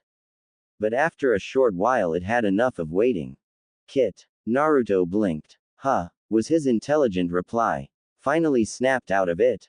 Asked the fox. Ah yeah, had just to process the fact that you are sealed in me and the only person I trusted me didn't tell even though he knew about it.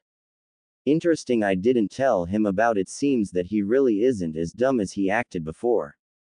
Say, why didn't you attack me? I simply can't. Otherwise I would be free since the day I was sealed inside you. But like this I will simply wait until you die and I am free again.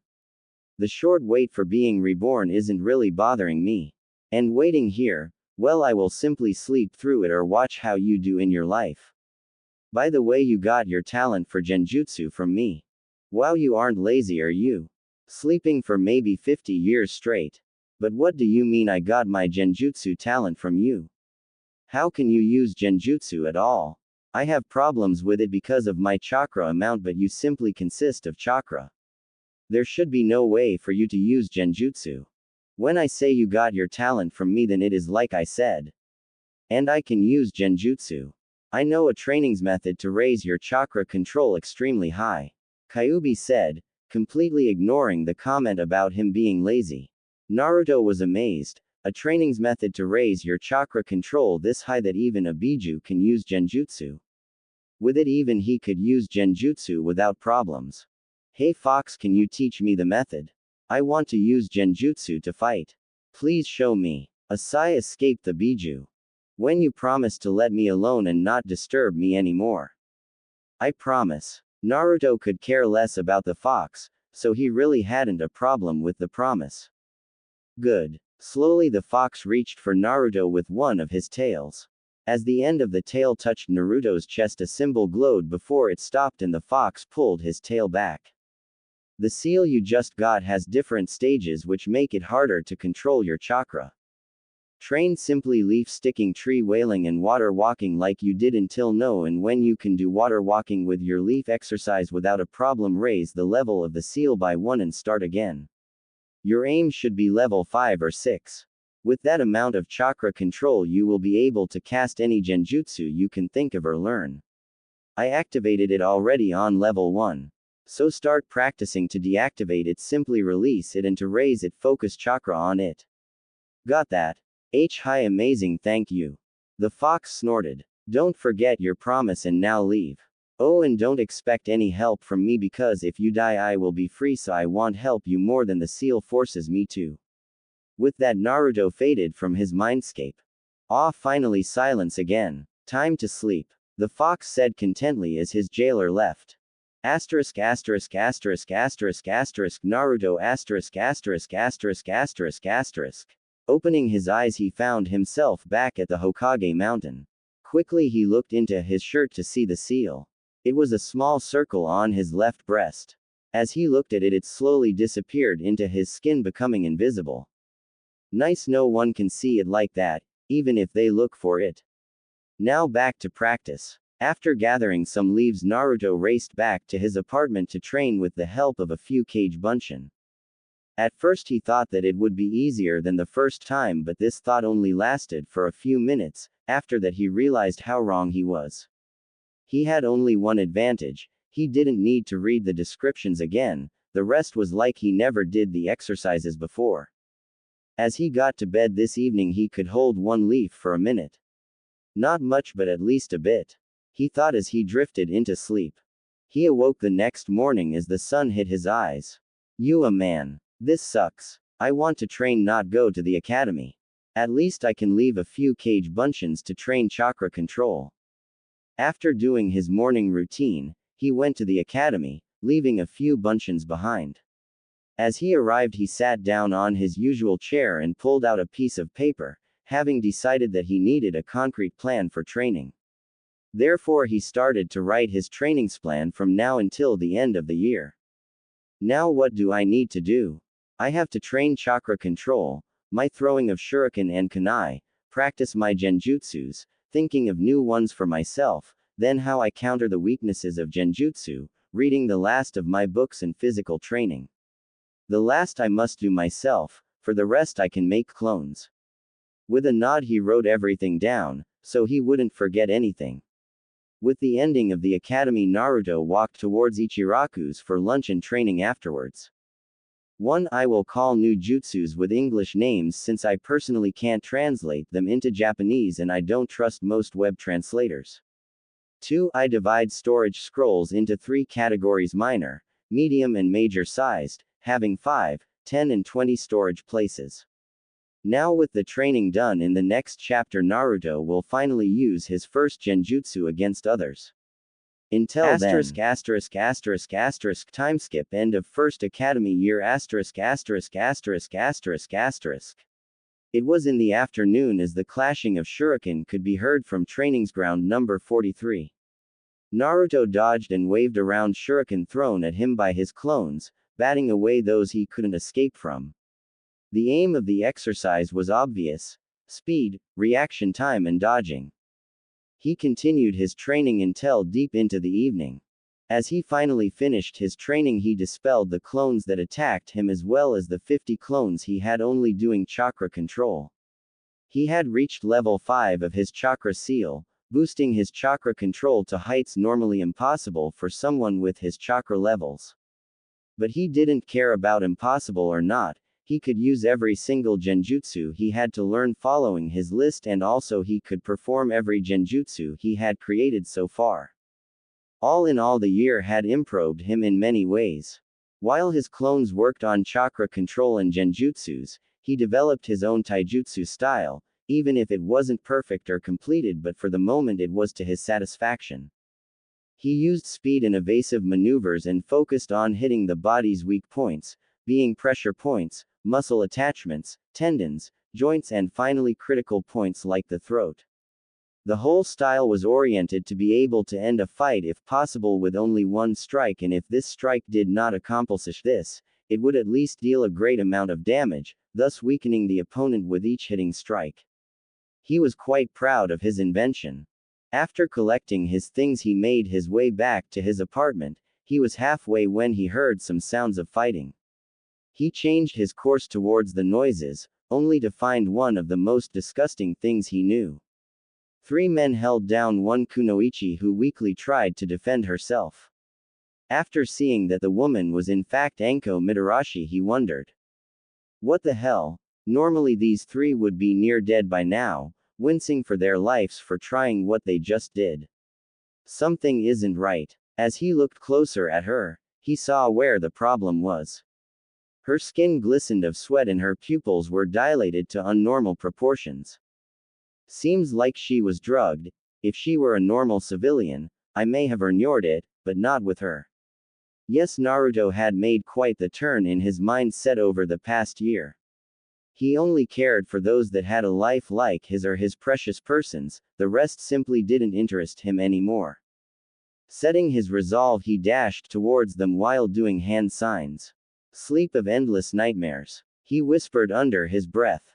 Nearly instantly the 3 men went rigid before collapsing to the ground.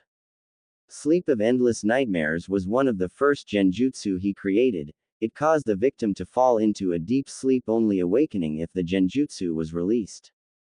While sleeping, they were forced to relive every of their own darkest nightmares plus some of the worst things that happened to him thanks of the villagers. The idea came to him as he remembered the day he learned that he had a talent for Genjutsu, through letting the attackers feel his pain. He thought it would be a good way to take revenge upon them. And to say that he was quite happy with the results was an understatement as he watched them throwing themselves from one side to another, while not being able to wake up. Anko herself just looked confused at the winding bodies of the three men in front of her. It took her quite a while until her drugged mind had figured out that they were under a genjutsu. She looked around until she saw Naruto standing on one of the neighbor rooftops looking down on the men with a quite sadistic smile. Happy to know that she was safe and who saved her, she succumbed to the darkness, sliding into blissful unconsciousness. Her last thoughts surprisingly clear. Hope I can see that smile in some time again. Naruto continued to watch the men for some minutes until he turned and left, knowing that a few Anbu were on the way to the alley. I wonder how they will be when they are released from the genjutsu. Naruto thought as he arrived at home. Pushing this thought to the back of his mind, he drifted away into sleep. The next day he awoke from a loud knocking on his front door. Sleepy, he went to the door and opened it. In front of him stood an cat-masked Anbu. Before the Anbu could even open her mouth, he already replied. I know I will be in Gigi's office as soon as I change my clothes. With a nod, she shunshined away. A sigh left Naruto's mouth as he closed the door and changed into his clothes. I knew that he would learn about the incident, but how does he know that I had a part in it? Did Anko tell him? Or was there someone else I didn't notice? Nah, I don't think I would have missed someone else. So it was Anko, but why? Shaking his head to get it clean of the thoughts, Naruto made his way towards the Hokage Tower. Once there, he went inside the office, ignoring the secretary like usual. Inside he found the old man and Anko Mitarashi. Both looked at him as he entered the room. The Hokage a serious but proud expression on his face. Anko looked at him with a smile. Not one of her sadistic smiles she showed towards the villagers, but a warm, thankful smile. As I thought. Hey Gigi, Mitarashi-san. He nodded towards the corresponding person. Hello Naruto. Instead of greeting him, Anko walked over to him and pressed him into her chest. Thanks Gaki, brat. You don't know how much you helped me yesterday. I don't know what I would have done if they had been able to go through with what they planned to do to me. Carefully Naruto hugged her back, actually thankful to feel her warmth. Was he never before in his life hugged by a woman? No problem. I can't let something like this happen to anyone, especially to someone who is like me, ostracized by most of this village, Mitarashi-san. The Hokage flinched noticeably upon hearing this, knowing that Naruto told the truth. Nevertheless, thanks. And you can call me Anko, she said as she let go of him. But tell me, what did you do to them? The little bit I still remember looked rather painful. She asked, a sadistic glint in her eyes. Before I tell you, how are they, Gigi? If I saw their vests right, they were Chunins, right? The Hokage looked at him with a stern face.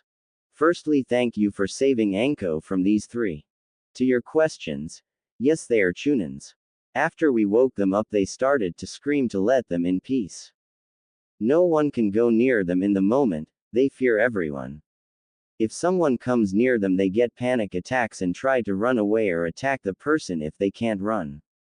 So what did you do to them? Also hearing the report for the first time, Anko's eyes got as big as plates. She looked as if she would start to drool every second alone from thinking about such a method to inflict pain on a psychological level. Naruto just looked unbelieving. You serious? He asked. His answer was a nod from the Sandame. Seeing this, Naruto could only shake his head. My genjutsu sleep of endless nightmares only lets the victim relive their own nightmares and a few of the things this village did to me. If they get crazy just from this less, I don't even want to think what happens when they have to life through everything I had to life through. Would they kill themselves to escape the memories? Or would their brain simply shut down? I hope the ones who you trust with the village secrets have a higher mental fortitude, Gigi. Because if not every capable interrogator can get information out of them, if they are caught. Hell, I could probably do it. Everyone in the room looked down as Naruto explained his technique, again realizing just how bad he had it. I really have no point in complaining how hard my life is, his is by far worse than mine. I at least had an ordinary childhood, he has only bad memories since he lives.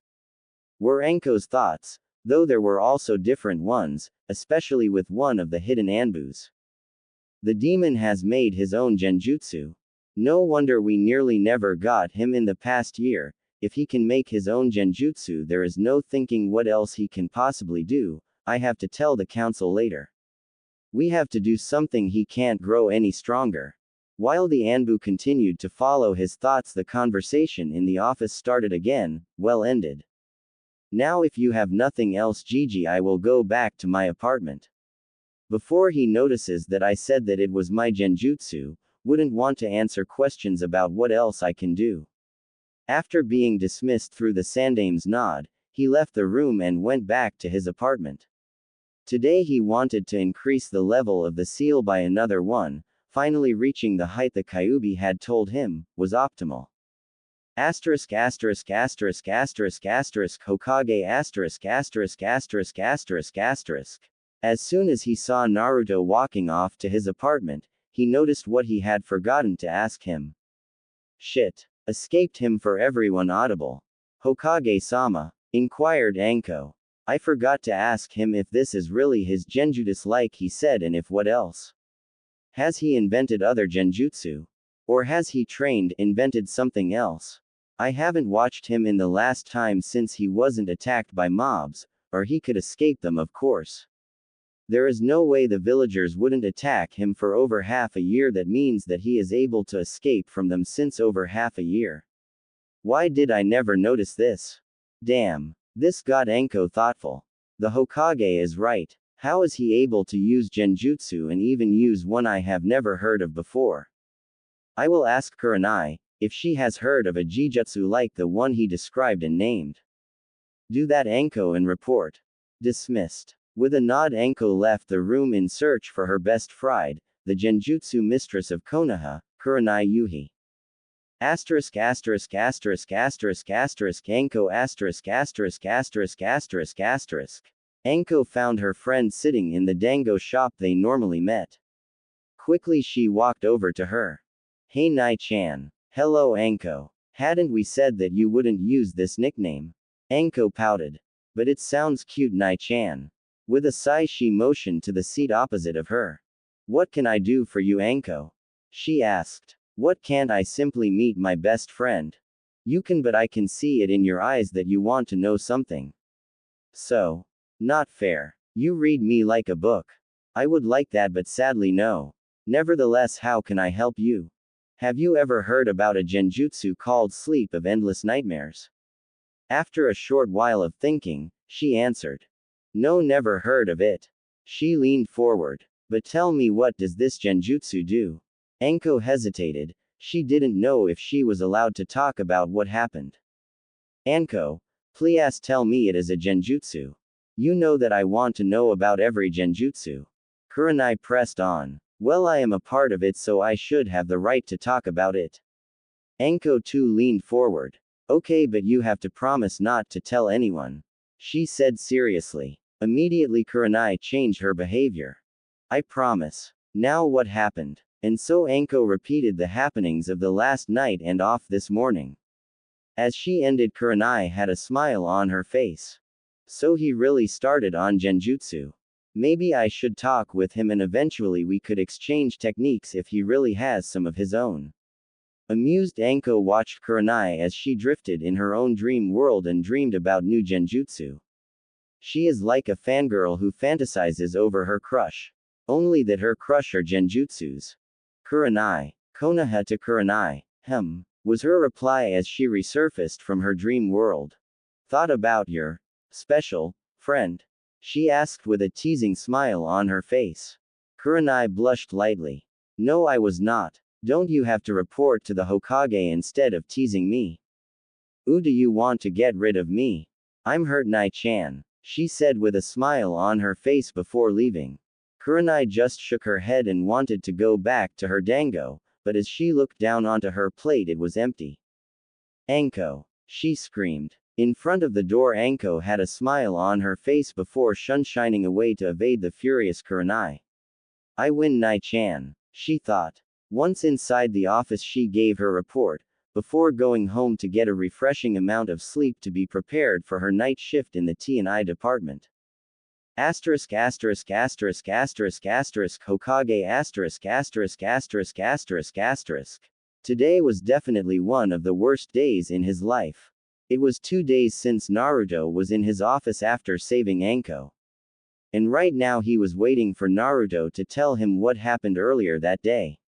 He hadn't to wait for long before a knock on the door announced Naruto. Enter. The door opened and Naruto walked in.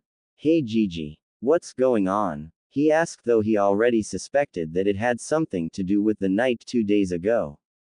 Hello Naruto. The sad tone of the Hokage only affirmed his guess. What happened? The council. Naruto expressed his guess. He was right, the Hokage flinched. Yes Naruto, the council. Earlier today I had a meeting, it was about your saving of Anko. Asterisk asterisk asterisk asterisk asterisk flashback no jutsu asterisk asterisk asterisk asterisk asterisk. As Sarutobi walked into the council room, only the civilian council part and the elders were there. What is the reason for this meeting? And why isn't the shinobi council part present? One of the elders answered him. Because the matter doesn't concern the shinobi part of the council. It is about an attack from a civilian on 3 chunins. He could already guess where this would lead. Enlighten me. I know of no attack from a civilian on 3 of my chunin. One civilian council member furrowed his forehead. You know exactly what we mean. The demo. He was interrupted by a huge wave of ki that nearly sent him into unconsciousness. You mean? Asked the Hokage in a cold voice. Uzumaki-san attacked 3 chunin and sent them in medical care, probably rendering them unable to go back into duty. As far as I know, Naruto saved one of my junin from rape through these 3 pieces of scum. So a civilian was able to overwhelm 3 chunin and render them unable to continue duty, for probably forever. That raises some questions, don't you think? How is it possible that a civilian is capable of something like this? How did he do it? He simply put them under a genjutsu. Not more and not less. The elders and council members nodded. The other elder spoke. Then it is clear. There is no way the child could use a genjutsu capable of rendering 3 chunin immobile at once when he isn't even a genin. That lets only one conclusion: the demon inside him has taken over.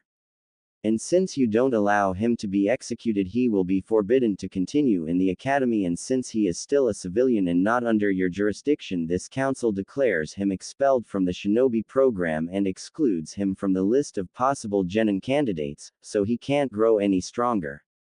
Are they not right in their heads, these shitheads? He is in no way taken over by the demon sealed inside him. He trains since he started to go in the academy, hell, even before. One more point: that he is at least influenced. No child of his age would train outside the academy. All the children of the shinobi clans train outside the academy. And the child has no one to train him. The children of the shinobi clans are pushed by their parents and trained from them. He is an orphan and has no one to train or motivate him. It is impossible that he trains simply by himself and gets this far. Without a doubt he is influenced, if not taken over, by the Kyuubi. So you say that someone without parents cannot be interested in the shinobi arts and train himself? That preposterous. Why do other orphans start with their shinobi career through going to the academy if orphans have no interest in the shinobi arts? It is insignificant what you say. This is a civilian matter. We just announced this meeting to hear from you if the rumors were correct. Now if you will excuse us, we have other matters to attend. They finished the conversation, as they had enough from the fore and back, and left without any further discussion, each of them a smug grin on their face, leaving a fuming but helpless Hokage.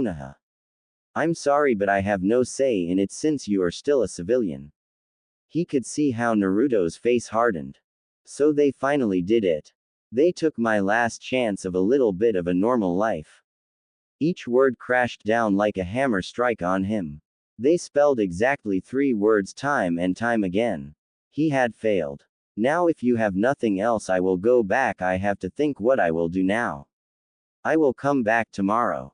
He nodded sadly. There was nothing he could do for Naruto anymore. He couldn't even hold his last promise to Naruto. Asterisk asterisk asterisk asterisk asterisk Naruto asterisk asterisk asterisk asterisk asterisk. So they did it. My last chance to get some kind of acceptable life in this village is ripped to shreds. The question is what to do now. Staying would be suicidal. I can consider myself lucky if there isn't already a mob on the way to my apartment waiting for me. Leaves only one option. I have to leave the village.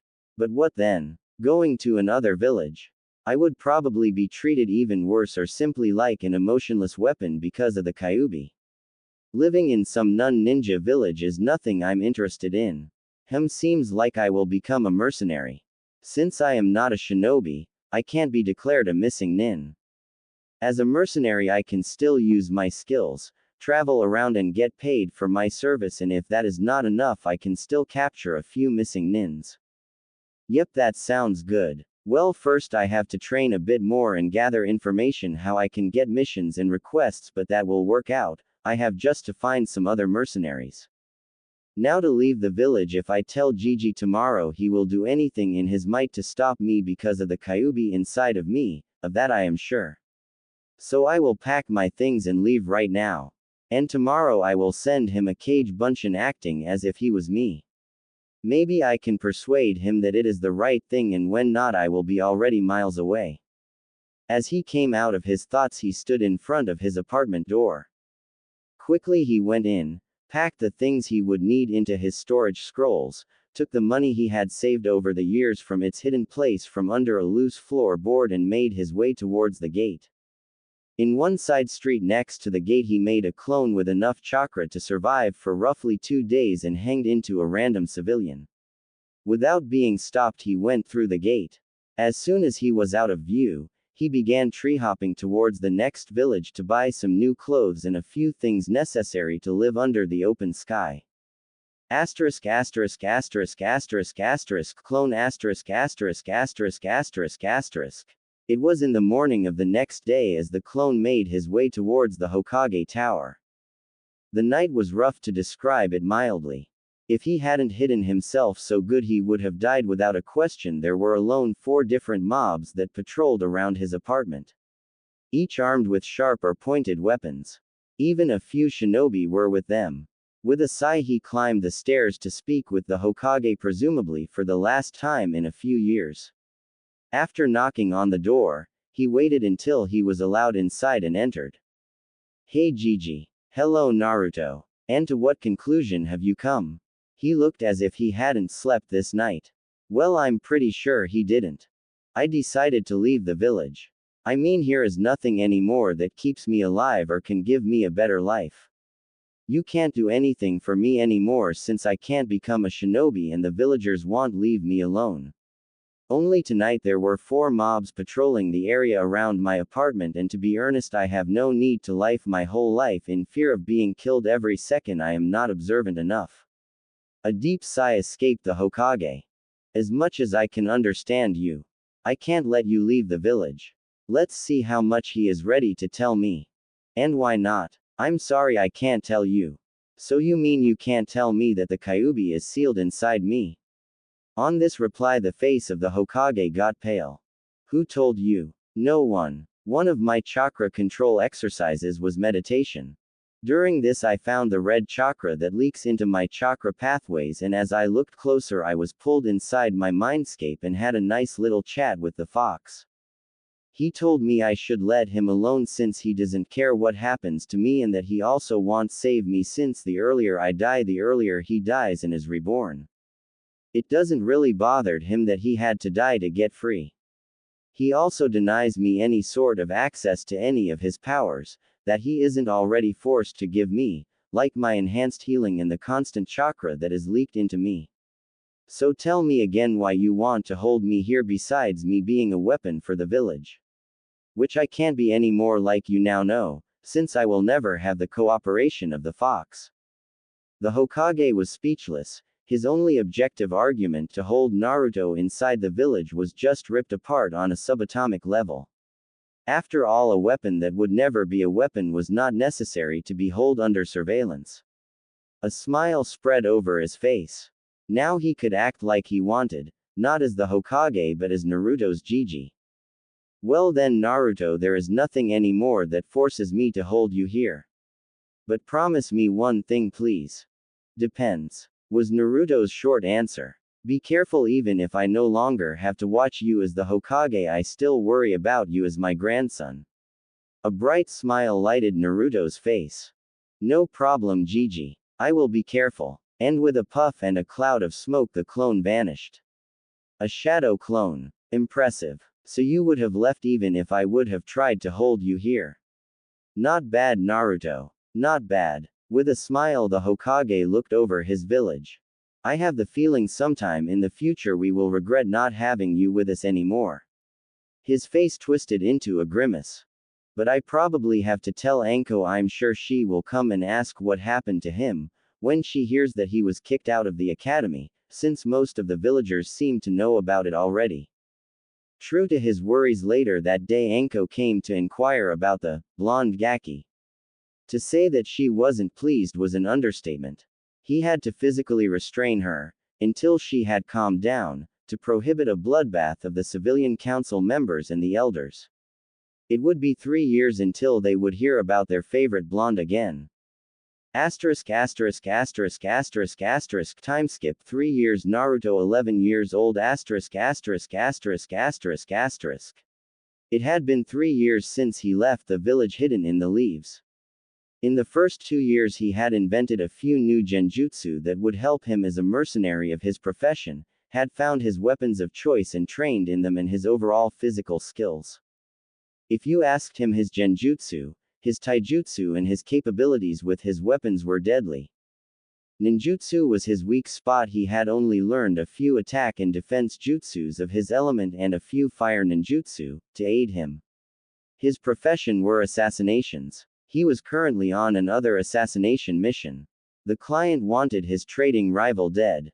Why didn't interest him? But he had heard 2 things that concerned him.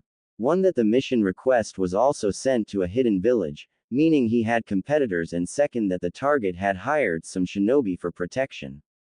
He was about a mile away from the target's house, when he heard the sounds of metal clashing and jutsus being used.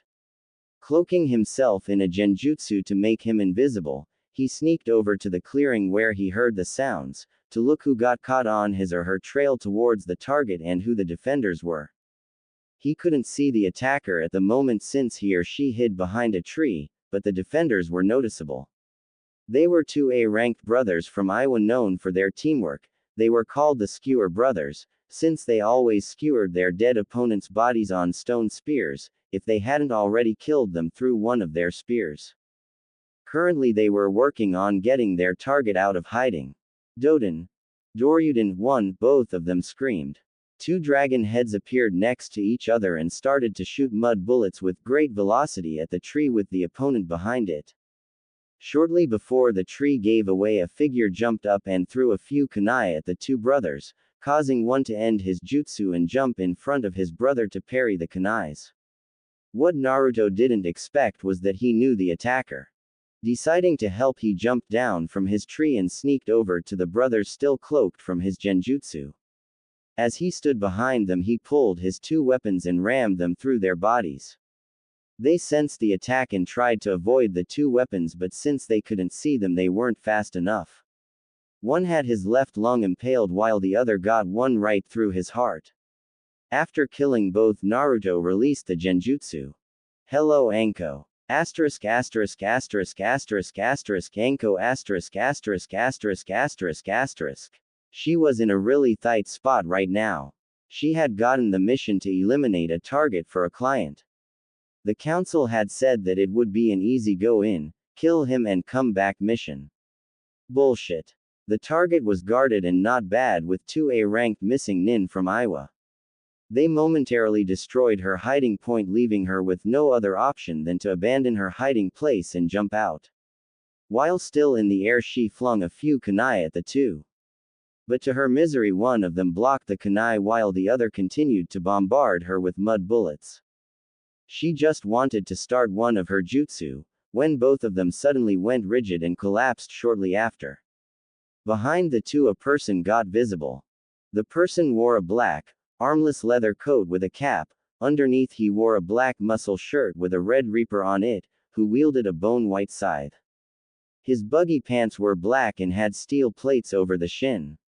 As far as she could see, he had a kunai holder on each leg, and on each hip were the holsters for the weapons he still held in his hands, to say. His boots were made of black leather with steel plates on the front.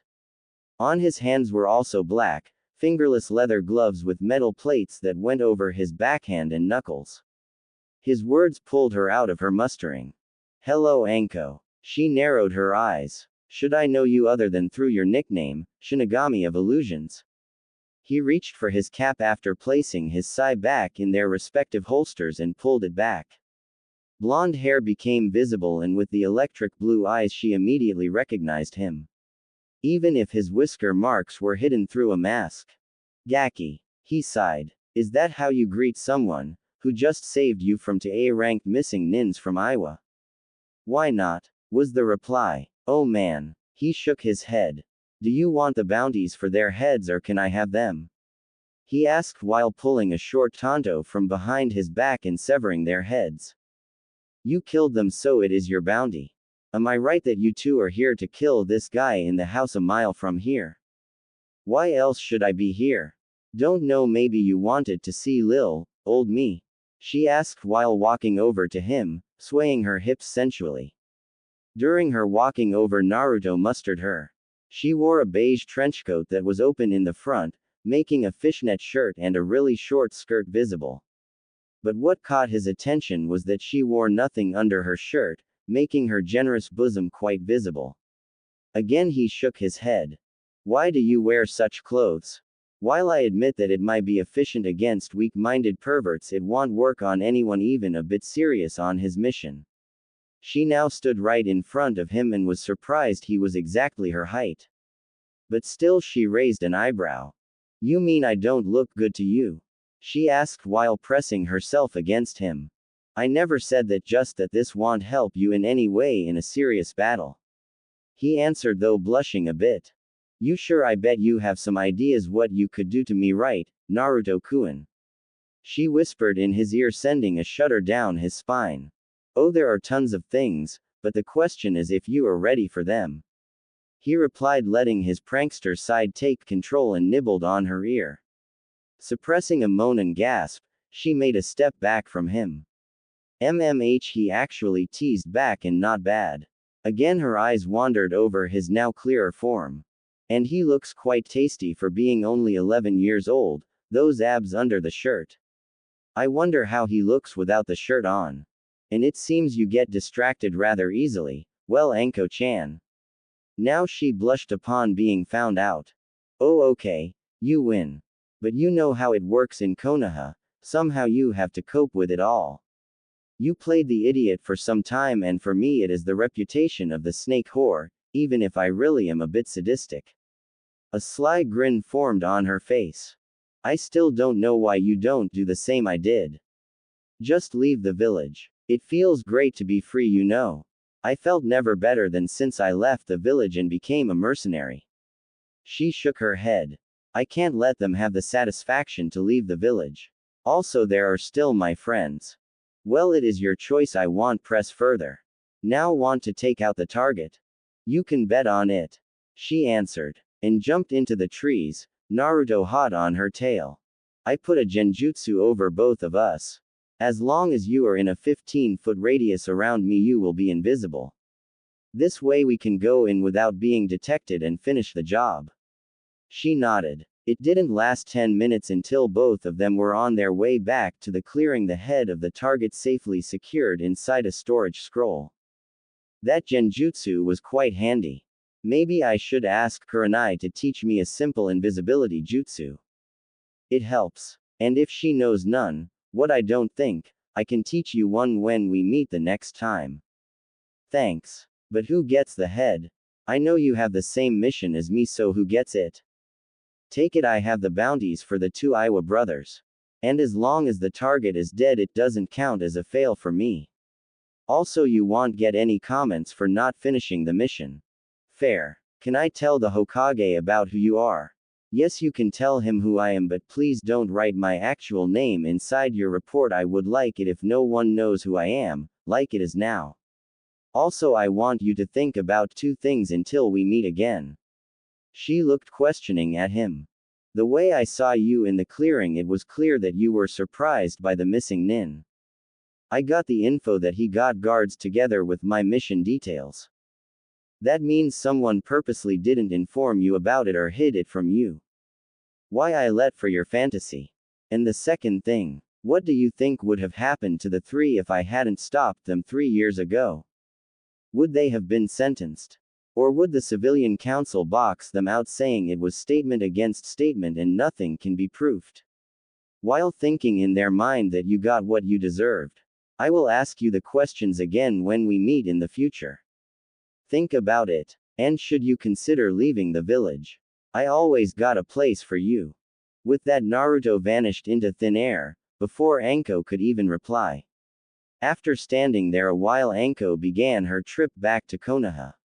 It was one long trip for her, because Naruto's words didn't leave her mind. But she wasn't the only one thinking while being on their respective ways back. Why did I make her this offer? Is it because she has it similar to me before I left? Or because of something else? Asterisk asterisk asterisk asterisk asterisk Konoha asterisk asterisk asterisk asterisk asterisk. Hiruzen Sarutobi was currently working on his paperwork when Anko entered his office. Hello Anko. Hello Hokage-sama. Mission accomplished. He nodded. Anything worth mentioning? She hesitated shortly, before she nodded. There is indeed something unusual I have to report, but I would prefer it if I could tell you personally. He nodded. On an unnoticed order, the 4 Anbu appeared in front of the desk before leaving the room just as fast as they appeared. Shortly the room glowed in a bluish color after a few hand signs of the Hokage. Now what do you have to report? 2 different things. For one, it seems that some information regarding my mission were purposely hidden from me. I can say this because I met a mercenary with the same mission as me after he probably saved me through killing the Skewer brothers from Iowa, and he knew that the target had guards. And the second thing is that I know the identity of the mercenary. For once, the mercenary was the Shinigami of illusions, and for second, he is Naruto. She observed his reactions on what she said and she wasn't disappointed. Upon mentioning that information were kept from her, his face displayed clear anger, which changed first into surprise when the mercenary was identified as the Shinigami of illusions, and into a proud smile as he heard that the mercenary that got more and more known over the last year as an assassin was in fact Naruto. I will deal with the problem of the changed mission information, and I think I will stop today earlier with my work and visit Ichiraku's to tell them that Naruto is fine. You can tag along if you want, he said while standing from his chair and moving in the direction of the door. Sure, why not? She said with a smile. Since the day Naruto had left Konoha, her relation with the Hokage got a lot better, maybe because they both missed the blonde. 1. Doden. Doryuden equals Earth style. Earth Dragon Bomb. Some first signs between Anko and Naruto. We will see how it goes on. Oh, and to those that already start writing the review that he is way too young to show any signs of interest. He lives alone since 3 years as a mercenary, and like this more or less is in contact with the illegal activities in the world. In such a world you don't stay young, At least not in your mind, and he was already pretty developed through his life in the village. For all those waiting for a new chapter for God of Speed, that is the next priority on my list. Good day.